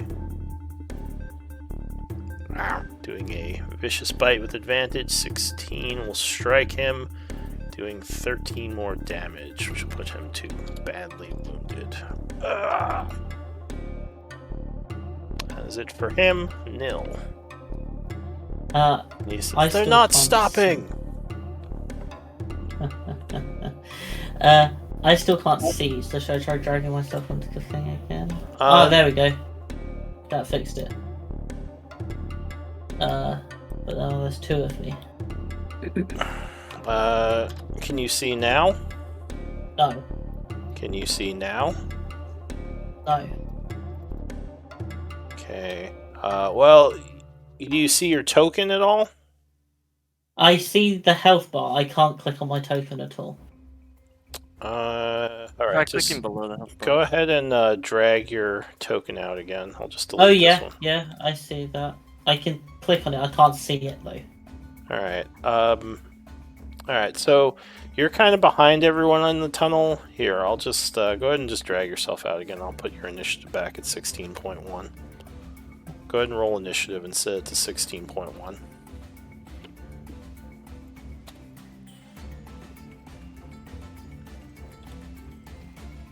Oh, now it's letting you see. Oh, because it gave you all your dark vision. God damn it. I hate this thing. There. Now you can see normally. So you're in the tunnel. What do you want to do? This is all you can see Okay. from down below. I'm gonna run out and I'm gonna turn on my Twilight Sanctuary. That's what I'm going to do. Alright, so remember, you would have to run past some of your allies, which are difficult terrain. So moving up to here would be 25 feet. Yeah, that's fine. Okay, so you run up to here and climb out. You would Yep. have to dash to climb out at this point. Oh, So unless you want to attack this guy from down here, he's the only one you could target right now. If you wanted to I don't actually want get to- out of the hole, you'd have to dash. Because that would be 35 feet of movement. I need my action to use Twilight Sanctuary, so I'll just turn it on where I stand here. Like in Alright. the hole. So you turn on Yeah. Twilight Sanctuary down below. Alright, so go ahead and give yourself the aura. What else are you doing? That's it. It's a 30 foot. So cool. Save.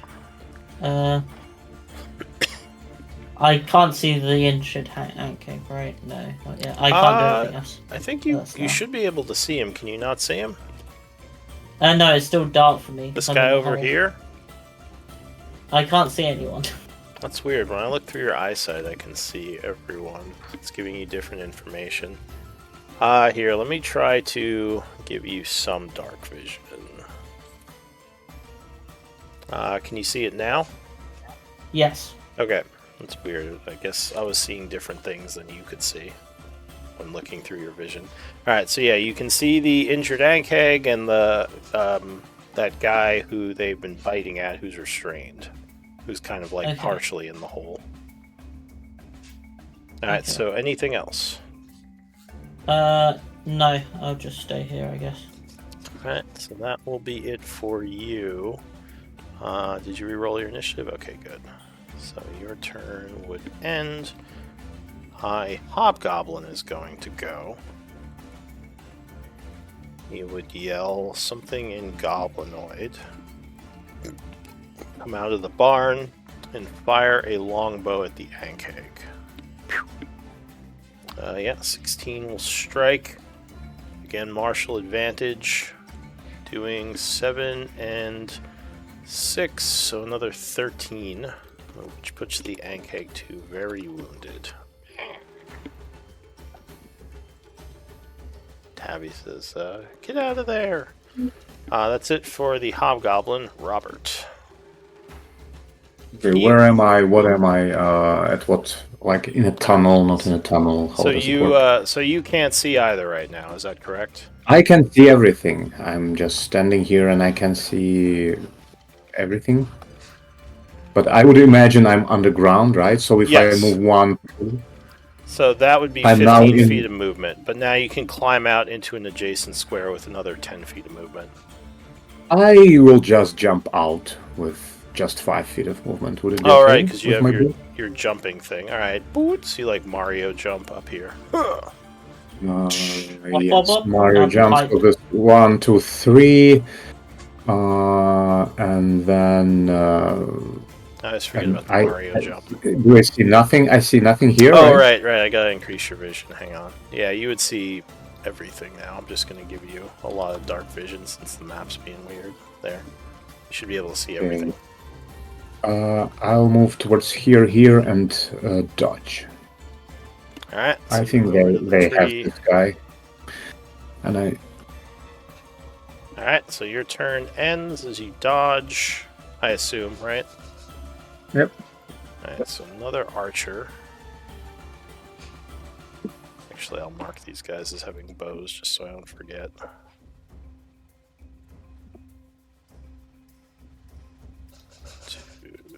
Nil, Would he can be I within have my radius? Yeah, can I have my hit points, please? yeah.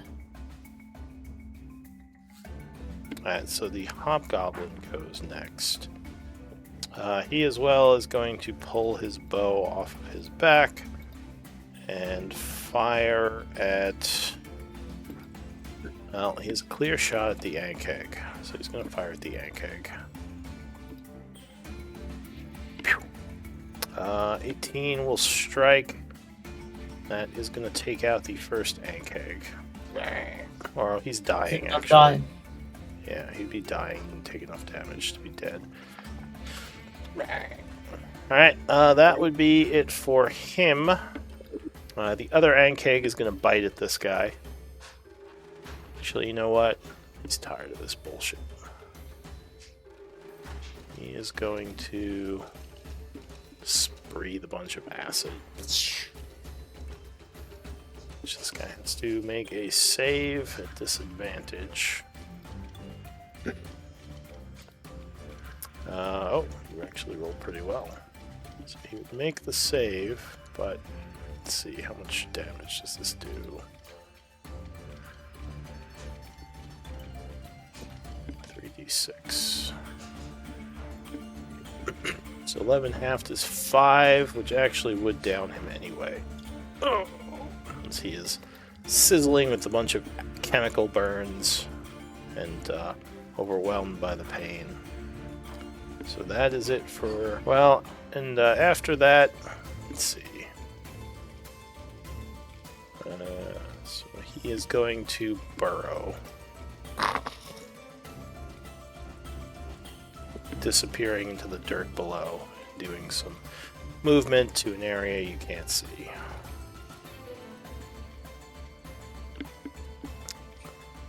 Alright, that is it for that one. Another Hobgoblin goes. He's going to move out here to get a better view. We'll see Robert over by the tree. He sees you're dodging. You have your shield up. He doesn't really have a good shot on anyone else, so he's just going to shoot at Robert for now. Because I don't think... Oh wait, Kaladin's above ground, so he's going to shoot at Kaladin. So he fires his longbow at Cal. 16 would just miss. Flies past you. That is it for him. Close. Yeah. Another one is going to run out. Again, Kaladin is the only target, so he's going to... Or the only easy target, so he's going to fire at Cal. Oh, another 16. This just misses. The Ankeg is going to burrow. Doing some underground movement. Check with their burrow speed. That's what I thought it was. Okay. So it slowly begins to move out towards targets. New round. The Iron Shadow is down. So it is going to make it save and continue to bleed out. Kaladin. Okay, so I definitely will release the grapple, for sure. Yeah. I will move to this space right here. Okay. With 35 feet of movement. And got 15 feet of reach, so I'm going to attack him. Alright, AC 16 to attack the veteran. Alright, here you go, veteran. That was a natural 1. Alright, so he just throws his shield up and smacks back your tendrils. As a bonus action, I will Flurry of Blows. I spend a focus point. I get 2 more attacks. So here we go. 11 misses and 13 also misses, so I miss Yeah. everything. Just throws his shield up, blocking all your attempts. Anything else? That'll be all for this turn. So he'll yell something in Goblin as he rushes forward. Longsword and shield in hand. 24 is going to hit you. Now, you got temp HP from his thing, right? No, he's no longer in range. I'm pretty sure you ran out of it. Oh yeah, because you're below ground, so you're a little bit out of it. All right, so you are struck for 5 points of slashing damage. Luckily, he did not roll very well and just kind of nicks you. Do I remember if these guys attack multiple times? He does. He has a second attack coming. Okay, so I'll just take the 5 damage. Alright, second slash. Oh, 22. Yeah, this guy's on a roll. We'll strike you as well, doing another 8 points. And this time I'll use my deflect attack. Now, do you have to use it before or after I declare damage? What does it say there? It's after damage because it deflects the damage, not the attack. Okay, My attack roll hits you, and the damage includes bludgeoning, piercing, or slashing. I see. Alright, so you spend your reaction to reduce. So 7 plus 8 is 15. So yeah, you luckily are able to kind of roll with the hit, taking no damage. And I'll spend the focus point. So he's required to make a saving throw. It is, I believe, dexterity, DC 15 because of my new dragon belt. Alright, so dex save. Yep. Oh, now he rolls a 17, so he will kind of, as you try to redirect the force, he like rolls to the side, surprised, but able to compensate. He says, Damn! I'm wasting all my focus points. says, you are skilled. And he kind of cautions a little bit. Anything else? That's gonna be all. Alright, Yeah. so the door of the house is going to burst open as a hobgoblin comes running out.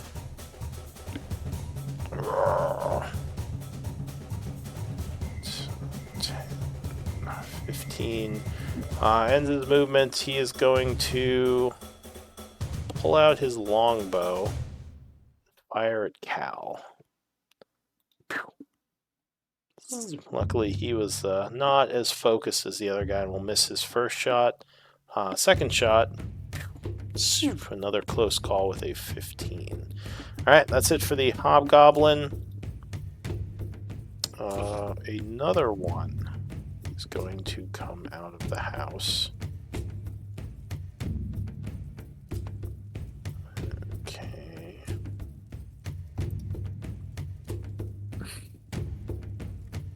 Oh, wait. On the wrong way. That's why. So the door flies open, and yet another comes rushing out. Oh, fuck. Kind of looks around, sees, again, Kaladin over there, and is going to fire at you twice. And let's see. Alright, luckily both of those will miss. Holy, dude. Dodged like 4 arrows. Hup, hup. And the ones you dodged would have martial advantage. Mm-hmm. Alright, another one comes out of the house. Again, Wanker. with bow in hand. He is going to fire at Cal. Oh, 20 is going to hit you. Yep. Doing... Oof. Alright, that was not great. 9 and 10, so 19. 19, that's brutal. Yeah. That is it for Oh wait, was that his first? That was his first. So second shot. 18 is going to strike. It's my down heal. 6 and sneak. 7, so 13. Yeah, so you take another arrow and are downed, gaining a level of exhaustion. That's it for him. Vale and Grinkle didn't go. Oh, did I not roll for them? Oh, I'm bad. Okay, let me roll for them. Not good at rolling for my PC people. Alright, so I think Grinkle would get to go before the scout. So he sees you go down and he says, I got your back, buddy. He is going to cast a healing word. I think he still has a spell slot for it. Oh wait, does he have healing word? Yeah, he does, okay. So he casts healing word, giving you 8 points of healing. So Cal comes back from the brink, though, with a level of exhaustion, unfortunately. He is prone as well. That is it for, well, I'll say Grinkle. Yeah, I would have to, like, come up to here to see you. Or here behind the thing. So he's still in the tunnel. He's going to wait down there for the moment. The scout goes. Sanctuary. Yeah. Oh, 8 points temp. All right. Gains temp. Actually, when did Vale roll? Vale is at 9. Okay, she's in the right spot. So the scout sees you down. Sees Robert with his shield right up. So he'd be at disadvantage for either of you. He's going to fire at Cal, because you look more wounded at this point. So longbow at disadvantage. 17, I think, will hit you with disadvantage. Wait, would Grinkle be willing to make him reroll? Yeah, I guess he's in range, so Grinkle will use his silvery barbs to force a reroll. That would be his last first level spell.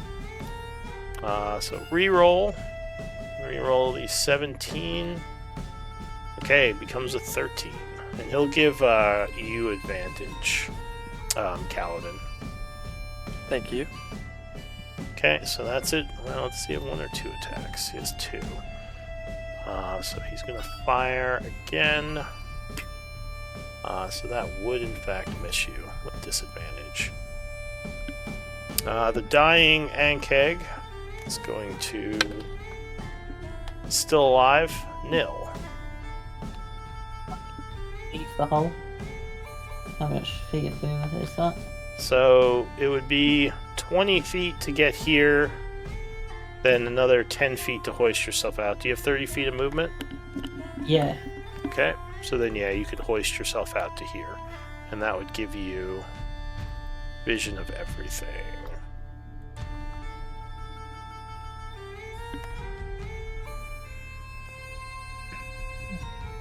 So you can now kind of see everything that's going on.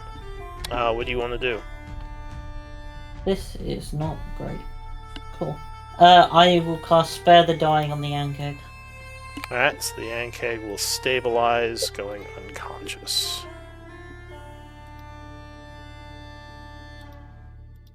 Alright, anything else? I'm going to cast Healing Word at 2nd level on Kaladin. Alright, so you send some healing energy, 8 points. So Cal, you feel a bit better. Thank you. Yeah, that's all I do though. But yeah, I also did Spare the Dying. Alright, so you gain some temp HP from your aura. as your turn ends.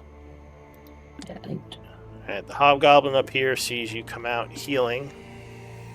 He's gonna run up and take some shots at you. do it. Alright, they both just fly past. That ends his turn. Robert. Okay, 1, 2, 3, 4, 5, 6. I'm gonna attack this guy. Alright, so you rush around, gaining flank. 12 is not going to be enough, however, and he wheels around blocking. No, you don't. Okay, I'm just thinking, can I do anything with it? No, not really. Okay. Alright, is that it for you? Yep. Alright. So the hobgoblin got with his bow. Gonna walk over here and fire at Robert now. Seeing you're no longer defending yourself. Pew! Flies past, ending his turn. The Ankhead goes. So you feel a rumbling underground as something suddenly erupts from below. And he's gonna lunge at the guy. So yeah, you'd have advantage because you didn't see him as he came up, so 20 will strike. Doing 10 points of damage to him. Oh. As the acid bite sears him. Let's see, is he grappled? Because he has a Kaladin thing. He's not grappled because I was unconscious, right? So. No, I mean the Ankeg can grapple as part of its attack, like you can. But he would get out of the way in time and is not grabbed in the pincers. Alright, the Hobgoblin says, "Careful! They're coming from all over!" He's going to fire. Oh, that's right, you give him a temp. He sees you giving shielding and he changes targets to you. Which luckily flies past you. Veil. What's Veil gonna do? Some of my magic.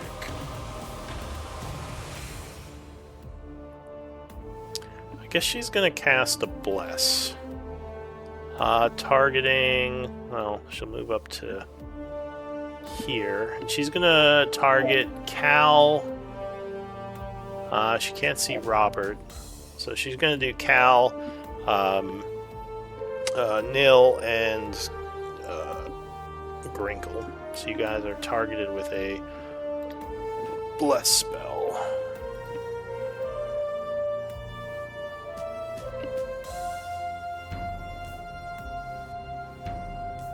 So she's the caster.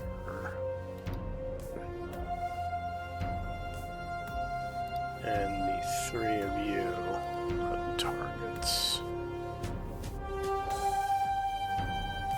Alright, that's going to end her turn. The Hobgoblin goes. He says something in Hobgoblin and is going to fire at Nil. Which luckily will miss you again. There is a rumbling underground as one of your Ankhegs continues to move into a valuable position. And we're on to a new round where the Shadow guy, let's see, I guess death saves some more. Alright, nope, he's holding on. Veil got 9 temp, by the way, just so you know. Veil got 9, alright. 9 temp. Okay, one of the veterans goes. Is she wounded? Or why would she be wounded? I think no one hit her. No, she has 9 No, temp. It's like shielding. Yeah. Temp HP. No, I mean, she has the icon of being wounded. Yeah, it was. Maybe, it might be set that it automatically puts it on her, but no, she's not wounded. Alright, so one of the Hobgoblin veterans near the house Says something in Goblin. It's going to rush forward to here. He's going to target Nil with his bow. Actually, no, you know what? He's just going to rush in with a dash and draw his sword. Shink. Just mark him as a sword guy. Okay, that's it for him. The other Hobgoblin is going to change targets to Nil. Fire twice. 15 will miss. Oh, you're getting really lucky. That one was a close call, but you throw your axe up and the arrow shatters off the weapon part of your axe. Alright, Kaladin. Alright, so I spend half my movement to stand up. And yeah, you got a bit of a beating there. Yeah, but thank you to the healing, I'm decent now. I attack with advantage from the silvery barbs. Okay, so you attack with flank and advantage. And bless. And bless, yeah. 18 will strike AC 16. Awesome. So there's damage, and he needs to make a save to avoid the grapple. Alright, so that puts him to exactly wounded. And a dex save. DC is 14. Alright, no, he is grabbed. Perfect. Okay, so I'm going to spend I'll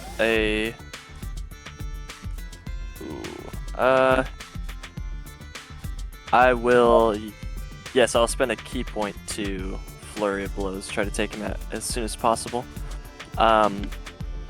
So bonus action, 2 more attacks, and these are made at advantage because he's grabbed. Alright. 25 will strike with the first. Doing 8. And oh yeah, that's a crit. Crit. For another 10, we'll put him down. Okay. And I will move tactically. Alright, you drop the grab on him? Yeah. Yep. Alright, the water falls off. That's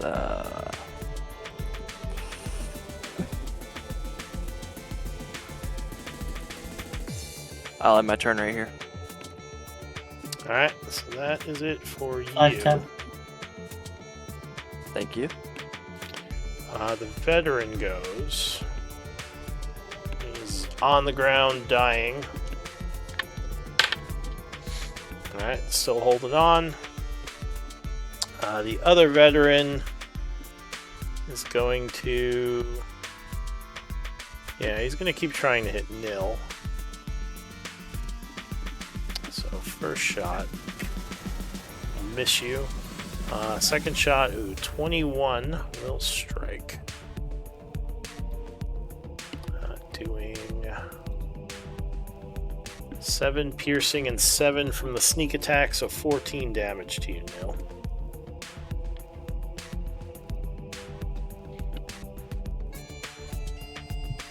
Alright, so that is it for that guy. Crinkle.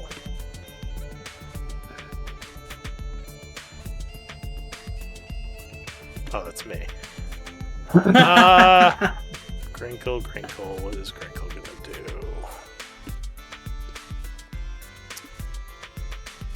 He's gonna go. It's like, there's a dead Angheg in the way. 10, pull himself out. 20, 25, 30. Get behind cover up here so we can see now. He's going to level a crossbow shot against the scout over there, staying very far away from Robert. Ooh, 21 will strike. Ooh, 9 points. Nice shot. Oh, he Very good. gets the scout in the shoulder with a crossbow bolt, lightly wounding him. Grinkle cheers as he reloads. There is some noise from the house. It's like a clown car. As another guy comes running out. He has his sword and shield ready. So he is going to rush north with a dash and engage Nil over here. That's it for him. The scout is going to fire back at Robert. Actually, yeah. Oh no, he's. Yeah, I think he is. So he's gonna. What can he do? What does this do? Oh, okay. It's a bonus action. So he's going to move south 30 feet. Take a shot at Grinkle. Still has light cover. Hits the tree. He curses and does another 30 feet as a bonus action, ending his turn. Egghead is... I'm going to take him off initiative till he's healed. I'll just leave him there. It's fine. He's unconscious. Nil. Yes. What are you going to do?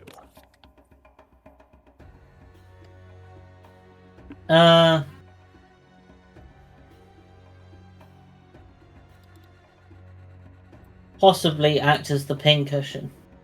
It does seem like your shielding has Possibly. gotten their attention. They all seem very upset at you. Yeah, I'm going to take the dodge action then. Okay, so you are dodging. Anything else? No, that's it. And I'll get my temp at the end of the turn. Okay. So the hobgoblin archers see that you're dodging, see your big shield in the way. They're gonna change over to Robert. Because he is, I think, easier to hit right now. Let's see. Yeah, they say something in hobgoblin, and they're gonna... I guess Grinkle might be easier to hit. Yeah, he is casting spells back there. Or he's firing. So this guy is going to fire at Grinkle. He has light cover. Pew. Right, so he would miss. Robert. Okay. I would move towards here. And attack this guy. Alright, so you come rushing up, swinging at that guy. AC 16. Yeah, 22 will strike. 12. So 12 slashing. And I will also do this. So it will be 16, using maneuvering attack, allowing Nil, if he wants, to move half of his action without provoking attack of opportunity. Half your movement, Nil, if you want to move.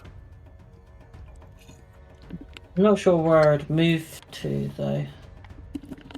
Well, it's up to Possibly you. in between this one. So you can't just run forward to Vale.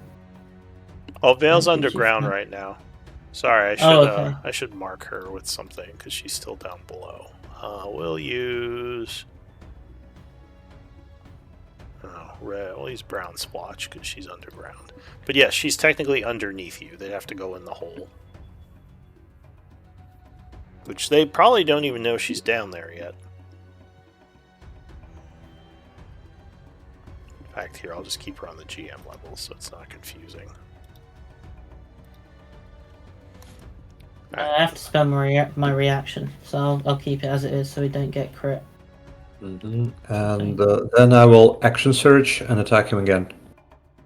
Okay, so with an action surge, you swipe a second time.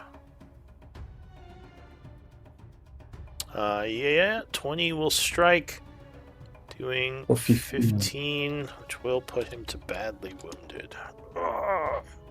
I will use another superiority just to potentially kill him. Okay.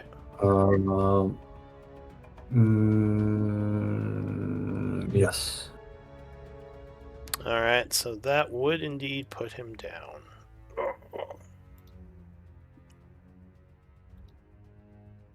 That's What good- maneuver good did you do? tactics. And this time, since I saw Nil doesn't want to move, I don't know.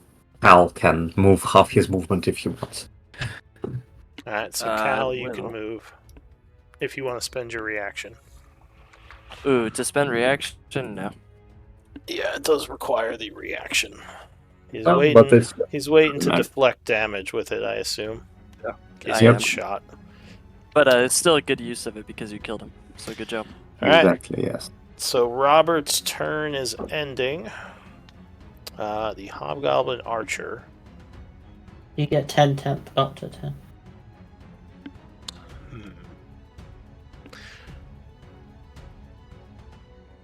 What's he gonna do? He says something. But you'd have... Yeah, you'd have pretty heavy cover back there. He's just gonna fire at... Oh, no, but... Okay, but he wouldn't have sneak attack yet. Yeah, he'll fire at Robert. Pew. Zzz. Which luckily bounces off your armor. That ends his turn. The Ankheg is going to go Screech and go underground again and start burrowing. So it does some movement under the ground, ending its turn. As you feel the tremors, you believe it went over here. Alright, the Hobgoblin goes. He's going to fire at Robert as well. Dink. Bounce off his armor. Underground, Vale is going to think about what she wants to do. And she decides she's going to pop out of the hole to here. As she begins chanting.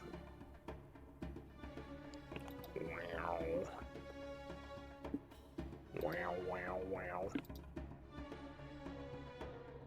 Oh, I should check her spell number before I do this. Yes, she can. So she's going to do a familiar spell. As several magic missiles. Oh, jeez. Come Never into rolls. existence. I don't think I've rolled above a 1 for that spell. Alright. So 6 points of damage to this Hobgoblin. He is wounded. And then she is going to retreat into the hole. Good girl. Disappearing from sight. That's it for her. The Hobgoblin yells something annoyed, pointing at the hole. And... Oh, actually, now he has a shot up at Grinkle. He's going to fire at him. It's the Ankheg move. Okay, so Grinkle takes cover behind the tree, and that would miss, ending the Hobgoblin's turn. There is rumbling. As suddenly the creature will emerge, bursting through the dirt as it snaps at one of these guys with the bow. Actually, now it can't really get in a good position. So yeah, it emerges, snapping with a bite. 22 will strike, biting the guy for 13 and 6, 19. Which will put him to wounded and require him to make a...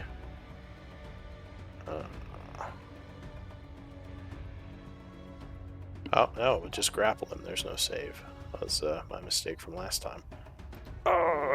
So it has him in its pincers. That's it for the Ankheg. Shadow guy is still holding on. Not dead yet. He's on the ground coughing and bleeding. The veteran over here is not happy you took down his buddy. He is going to move here and take the dodge action, yelling something. That's it for him. The other guy who just got grabbed is going to stab at the Ankeg with its sword. As soon as he does this, I will just shout to my like he wants to give advantage to his allies. Just get away from here, or get him away from us. Alright. So this guy stabs the Ankeg, missing with the first attack. Then second one... Oh, missing with the second one too. Bad rolls. Alright, that's it for the veteran, Kaladin. So he's within 15 feet of me, so with my action I attack him. Alright, disadvantage, unfortunately. He's dodging? He is dodging.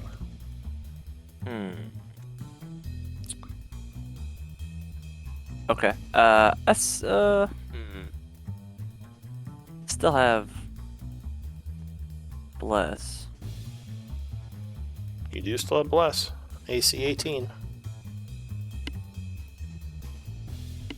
AC is 18, that's pretty high. Combat. I may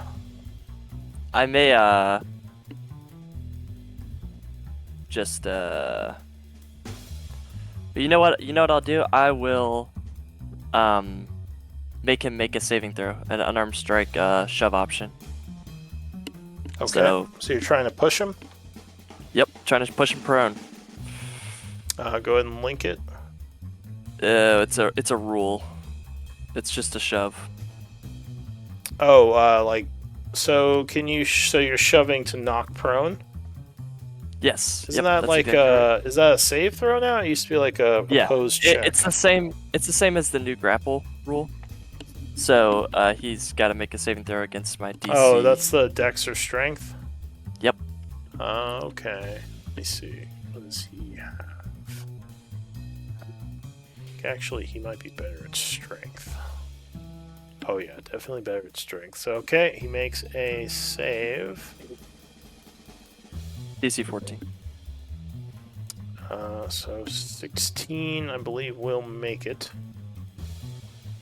Or sorry, wait, 22. Yeah, 22 would definitely make it. That 22. Alright, so yeah, you shove him, but he like throws his shield up and takes the shove. I think. By the way, would he continue giving his advantage to damage if he was prone? Yes, he still threatens prone. Yes, only he needs to be incapacitated. Like Yeah, that. Okay. Exactly, yeah. Conscious or, yeah, something like that. He's still a threat even if he's prone. Okay, I'll tell you what. I will move in to the flanking position and use my bonus action to punch him. Okay, so At flank. disadvantage. Now that's 15. Or yeah, plus a d4, so you might make it. Yep. 18 is just enough, so that would strike. Okay, so with I do the damage, and with Tavern Brawler feat, I'm able to push him 5 feet for free. So whenever I land an unarmed strike. Okay. So he's going to move diagonal. Right so here. he takes 5 and is knocked off balance. Ugh. Back to there. Nice. Yep. Okay. This is good. Anything And else? I will take cover behind the tree. Alright, so you back up behind the tree, taking cover. Alright, that is it for you. This guy is bleeding out. Continues to bleed out. The guy down south is going to attack the Ankeg who's on his buddy. Oh yeah, 22 will strike with sneak attack. It's 14. So the creature screeches as he takes a strike with the sword. Lightly Is that the wounded. one with temp? One of them has temp. Not the one down here. This one is outside your aura. Yeah, I gave it to it before, but yeah, one of them does. I don't know which one it was, but yeah, cool. I think it's the... Let me check. The underground one has 8 temp. I think that's the one you're talking Yeah. about. Yeah. Yeah, okay. Wasn't sure which one popped. Yeah, because this guy was digging while you... Because he stayed underground basically after you got the thing. He was making his way south. So anyway, second attack. 19 will just hit. Hitting for another 23. Ouch. Don't they get this martial advantage only once per round? It is. No, this is. Think- They can just keep doing this. It's just as many times Okay. as they hit. This isn't sneak attack. It's like a different thing. So the creature is badly wounded. All right, that's it for the veteran. Grinkle. Right. Let me just double check that. That's what the thing here says. But let me look at the sheet. This is a. Oh, you know, you're right. It is once per turn. On the sheet, it just listed after their attack for some reason, but it didn't say the once per turn part. Just this is the first time they have more than one attack per turn, so that's Yeah, the only yeah. time when it matters. All right, so I'll give him back that 12. So he is just wounded. All right, that is yeah, Crinkle's turn. So he is going to. He says, "Cal, are you okay?" Doing all right? As the arrows are hitting the tree. He'll look at the guy who's dodging and say, "Hey, buddy, you look silly." And he has to make a wisdom save.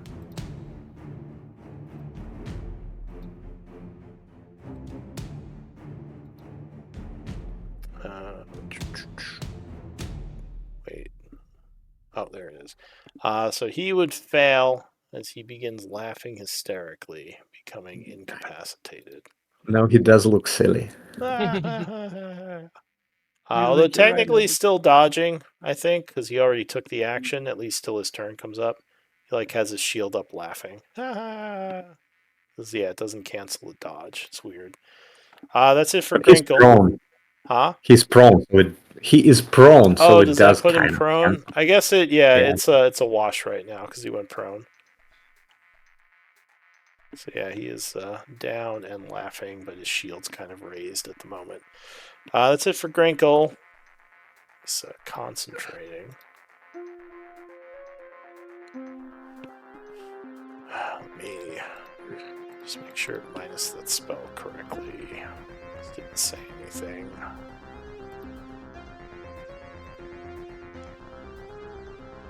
Yeah, that was his last first level spell. Alright, so the veteran goes.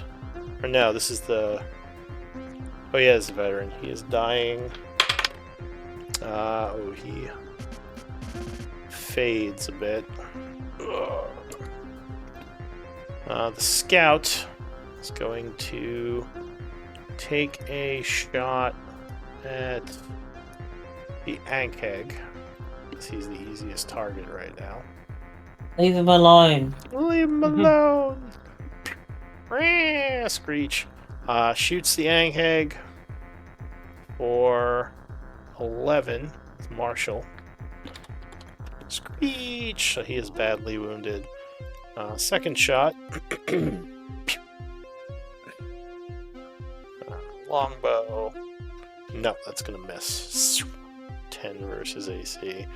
Alright, so the scout will then back up with a dash 60 feet. Ending his turn. Nil. Leave him alone.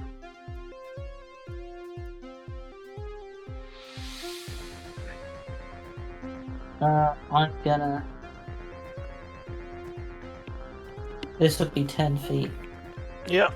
for me. It's the diagonal.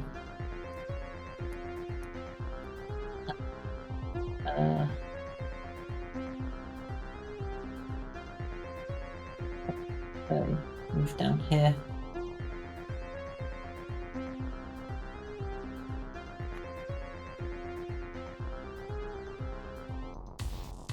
And then, dash. 1, 2.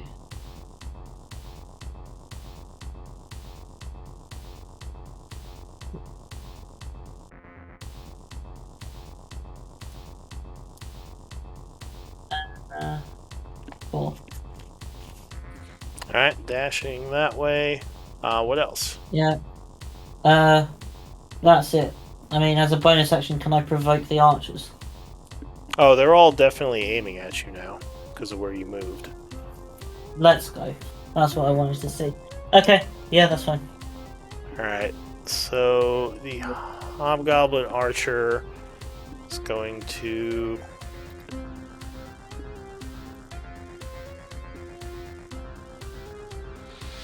He did that on purpose. He's going to pull out a sword in his offhand. He is going to rush up to you with a dash, ending his turn. Robert. Smart guys. Smart hobgoblins. Robert will rush towards here and attack this guy. Oh yeah, the hobgoblins are definitely more intelligent than many things. At least in war. Alright, so you rush up near the side of the house. 14 will not be enough versus AC 16. So he dodges. I will use the superiority dice for precision attack. Okay.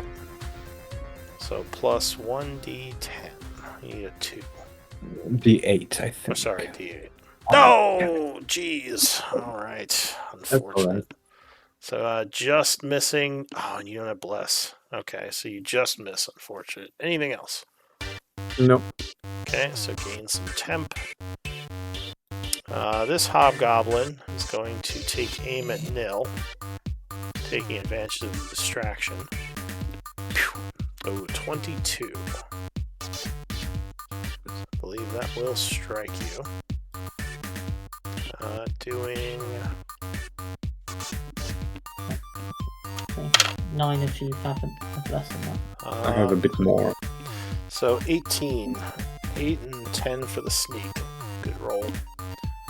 So minus the temp you have would be 9 that you take. That's it for him. The burrowing Ankeg. Let's see.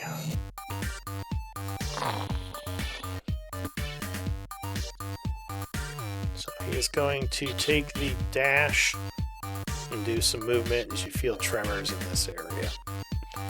The Hobgoblin Archer goes. He's going to fire at Nil. Zootink. Hits your armor and bounces off. Vale goes. She's gonna pop out. Let's say, you keep forgetting about me, as she's going to cast another magic missile, hoping that she can roll above a 2 damage.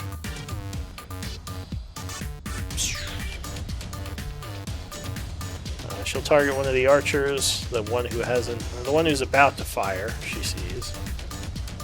Maybe, would it be... Well, it's up to her, but maybe it would be better to kill the one who is near Nil, just so he doesn't give so much advantage to them.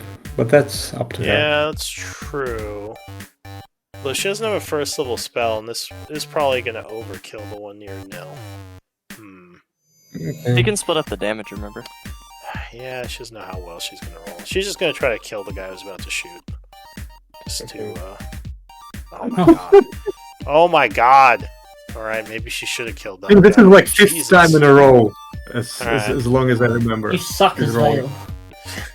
Hey, Not don't you her be fault. mean to me. Alright, so this guy is badly wounded. As he is blasted by all these magic missiles. She does a little curse under her breath as she retreats.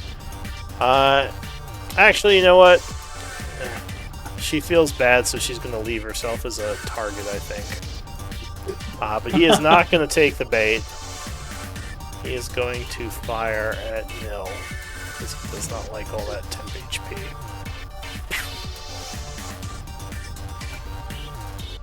And then my thing is going to freeze. Let me try again. Oh, there it is. Took a while. Nope, that is going to miss. Dink, bouncing off your armor. The Ankeg goes. It is going to bite the one it has grappled. Actually, it's going to go over here. No, it's going to go here, and it's going to acid spray the two of them. So they have to do dex saves. One who's, well, no, he's just grappled. He's not. Is he restrained? Actually, that's a good question. I forget. Is that restrain?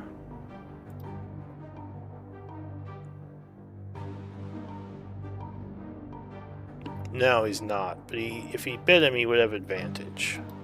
Technically not restrained, so just dex saves. Alright, the first one makes it. The second one, oh wow, good rolls. They both made it. But it's still 3d6, 18, max damage. So they both take 9 from the acid, putting this guy to near death. This one to slightly wounded. And I don't think the... Oh, well, actually, no, if he does, he's going to take Oppies. So no, he's not going to go back under. He's just going to hope he can kill this guy. You know what? He's an animal. He's not very smart. So he's going to try to retreat, giving them Oppies. So longsword misses. Second longsword. That is going to land. Oh, yeah. You got something? No. Okay, so the creature is knocked out. Slashes him as he tries to burrow back underground. He is down. But it does spend both their reactions. So that is it for the Ankeg. New round. The Iron Shadow still bleeding. Yeah, he's holding on. The Hobgoblin Veteran is on the ground laughing. End of turn. Wisdom save. What's the DC on that? I don't think he made it.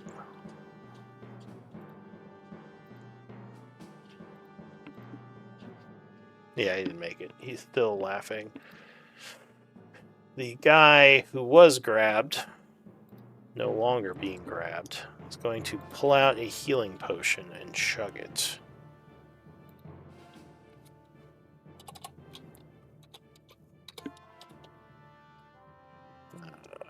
Gaining some health.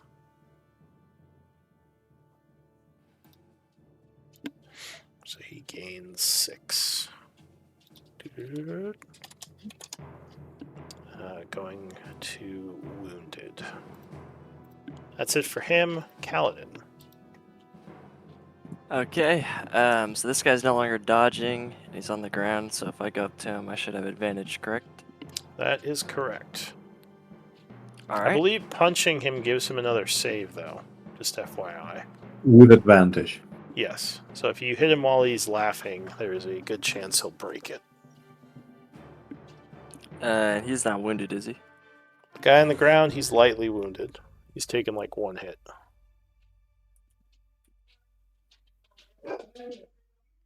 But, you know, you would have advantage.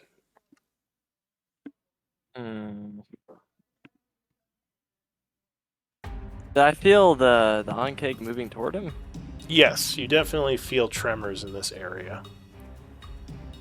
So the Ankeg's Ankeg probably... might not decipher, you know, that he's under a spell. Yeah. Okay,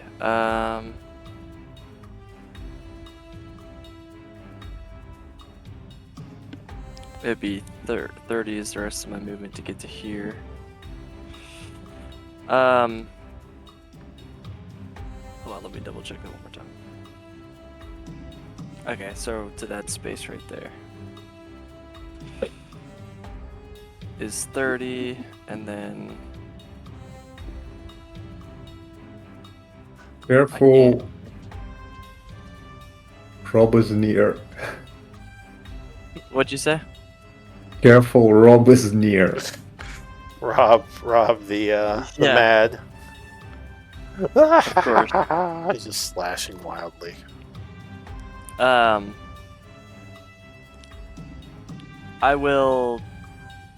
suppose I need to use my bonus action to dash to do anything. So I will use my bonus action to dash. Okay.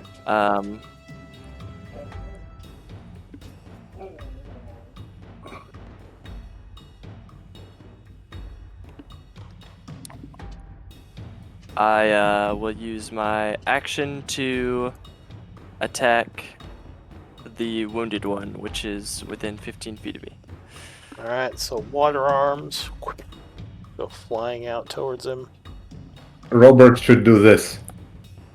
Robert's just He's- swinging wildly in his He's threatened constantly area. spinning his sword at full extension. Yeah. He's like doing a windmill. Alright, so you send a strike towards him. 20 will hit for 7.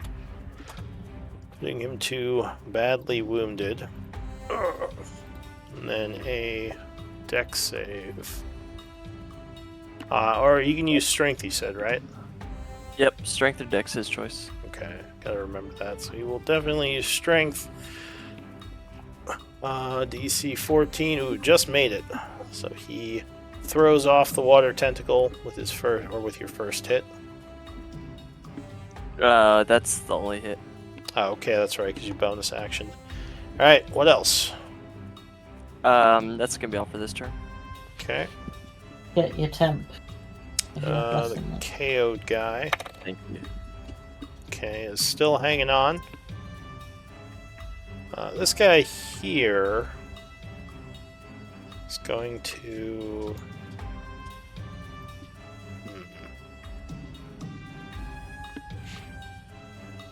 He's going to move up here to you, seeing you attack his friend.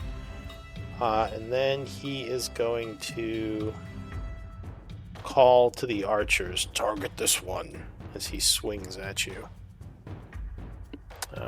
Longsword strike, you dodge, luckily. And second one, you also dodge.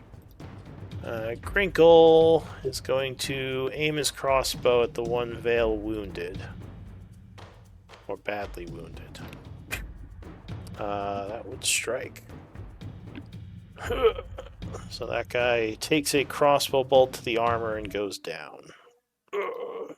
Wrinkle is MVP. Yeah, dude. He's actually landing some shots. He's Go keeping twirls. fucking. Twirls a Tasha's- crossbow bolt as he reloads.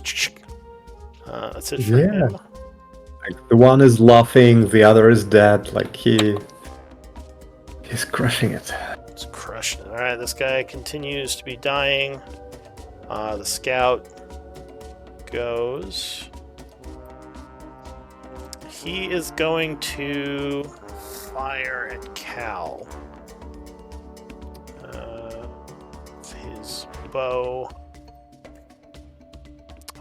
First shot misses. Ooh, 20, I believe, will hit you, even with cover. Yep.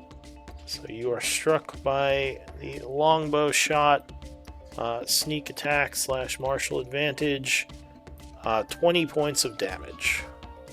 Alright, I'll use my deflect attack.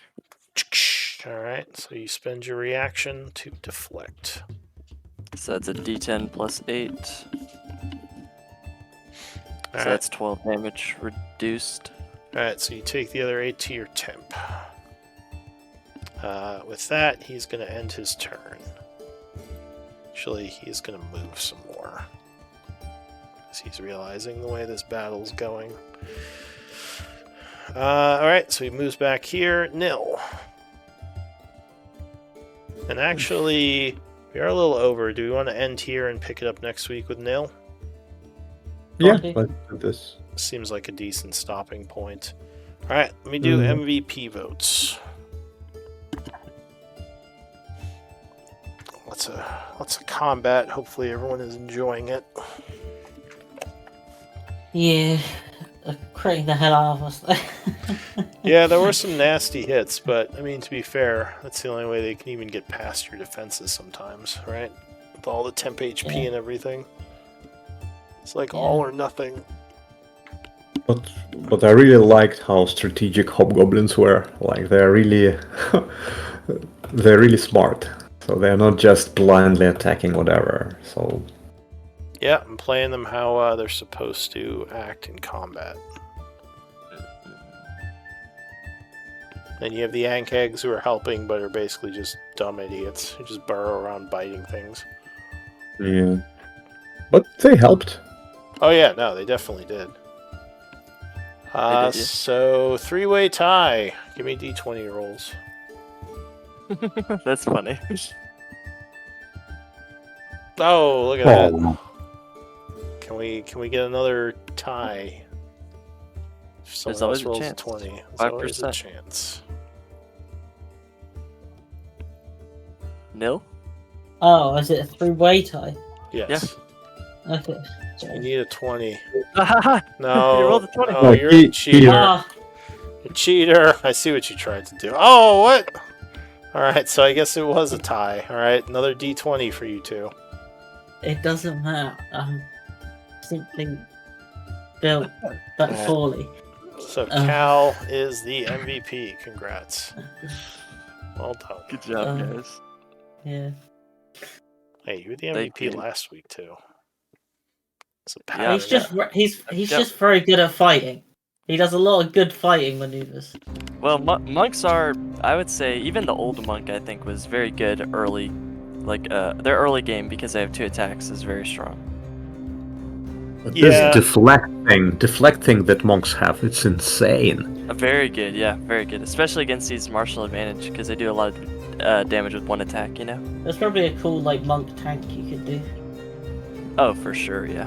If you get some, maybe get some, somehow get shield, you could be extremely tanky. I think you can just dodge as your action and just attack with your bonus action once per round. Yeah, you could do that too. Absolutely. I think that would be more effective than putting levels into a caster. Yeah, probably would be, because you still want to get your stats up and everything. Don't want to delay extra attack. Alright. And, Well, I'm gonna take some notes, but yeah, you guys are free to take off or hang out. I'll be here a bit. So thank you. It was a pleasure.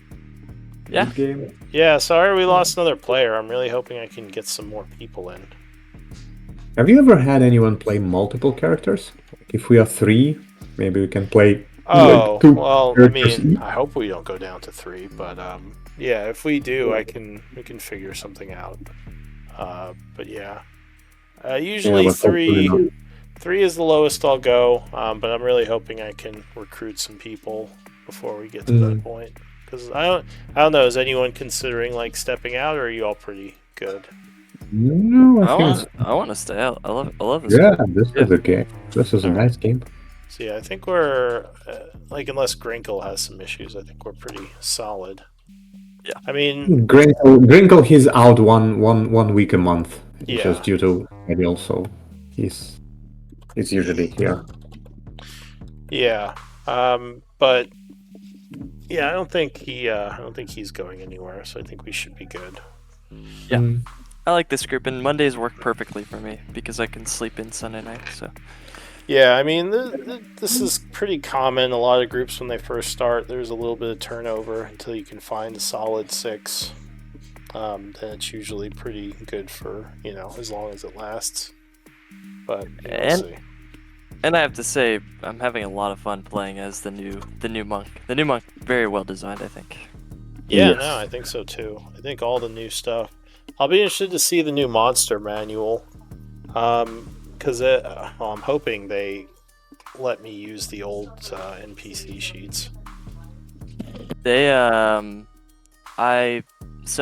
like from what I've seen, just like the couple of samples, like from the new adventure and stuff, they did away with non-magical bludgeoning, piercing, and slashing resistance, And for those monsters, like most of them, they just have more hit points now. So they're Is that what tankier they just in did? general. They Yeah. just made things tankier. I mean, that makes some sense. I'm honestly not a fan of just like putting more hit points on monsters. I feel like it makes combat feel more drawn out. I much prefer, although it's hard to make it not lethal, but I like the older school version of like combat usually is decided within like 1 or 2 rounds, and either you're dead or the enemy's dead. Yeah. Like it's just really quick and brutal. Like another thing yeah. from the DMG is the budget for the encounter like builder basically that they have built in that's supposed to balance encounters for you is much more deadly. So Yeah, basically that's like across the board. I don't know if those. It's hard to say, like, because it really depends on the group. Like, you could have groups that aren't very tactical that like a normal fight could be deadly for, and groups that are super tactical that like a deadly fight is nothing. Or like if you have someone with, oh, my dog's angry at me. If you have someone with like fire versus like fire, vulnerable, like you'll just destroy them really quickly. So it's hard to say, like, it's hard to judge difficulty. That's more like something that the DM has to do, which is hard for newer DMs for sure. You kind of have to get a hang of like what your groups can handle, like what they're weak against, what they're strong against, like test them with different types of situations and see how well they react. And I think that's part of the fun of the gameplay, is like people being forced to oh, these guys are giving martial advantage, so like I'll use my move to knock him away instead of damaging him. Like that's a really good tactical move. Whereas like if you're just like keep attacking, like it's not nearly as effective, especially with high AC.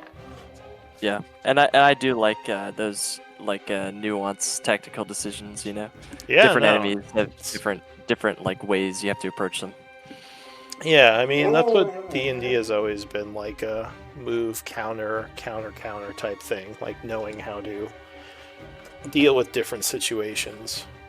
There's just a lot more. There's a lot more of them now than there used to be, and it's less deadly, so players don't get discouraged if they just get like destroyed by like a power word kill or something. Yeah. So it was disintegrated. Power word kill. Magic missile, just instantly kill them. But true, yeah, there's a couple stuff like that, isn't there? Yeah, or like level drain for older D&D editions, which was so nasty. Just lose a level. Nasty. Got your level. You're level 3 now instead of level 4. Like spells that require XP, so like the spellcasters they lose XP. Yeah. Crafting was supposed to lose the XP in some crafting magical items and scrolls. Yeah, that too. You had to spend XP to craft magic stuff. Which I'm not a big fan of. No. It never feels good to permanently lose something. I feel like, I still think the crafting rules are kind of meh, but at least they've gotten a little better. Crafting rules are okay, they just assume you have a lot of downtime, which you very rarely have in games. You can sometimes have downtime. This like in a bunch of my other games, the groups can have a lot of downtime if they choose to take it. You guys are just in part of a story where there's not as much. It's more like having to deal with this army before it, does something bad.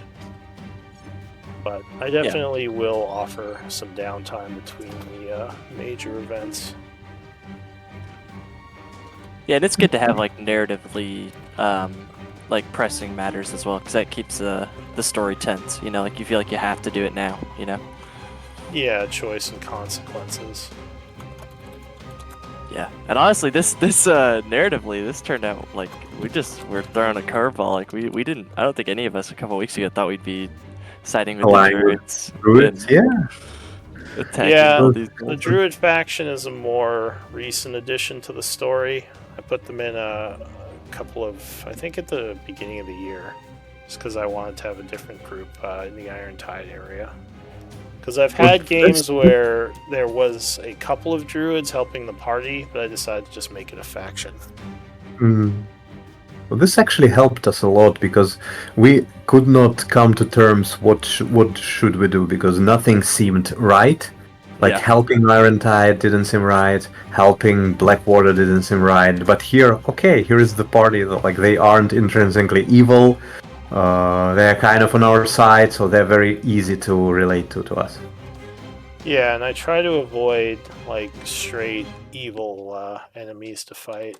Like usually there's it's kind of at least some mix. way to sympathize, right?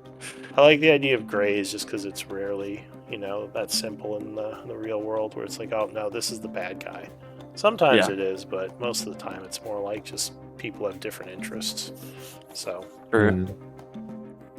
it's more interesting to me to see the choices the party makes and how they justify, their actions. Yeah. Because, like, you could literally choose any of the factions and have a good justification for why you're helping them.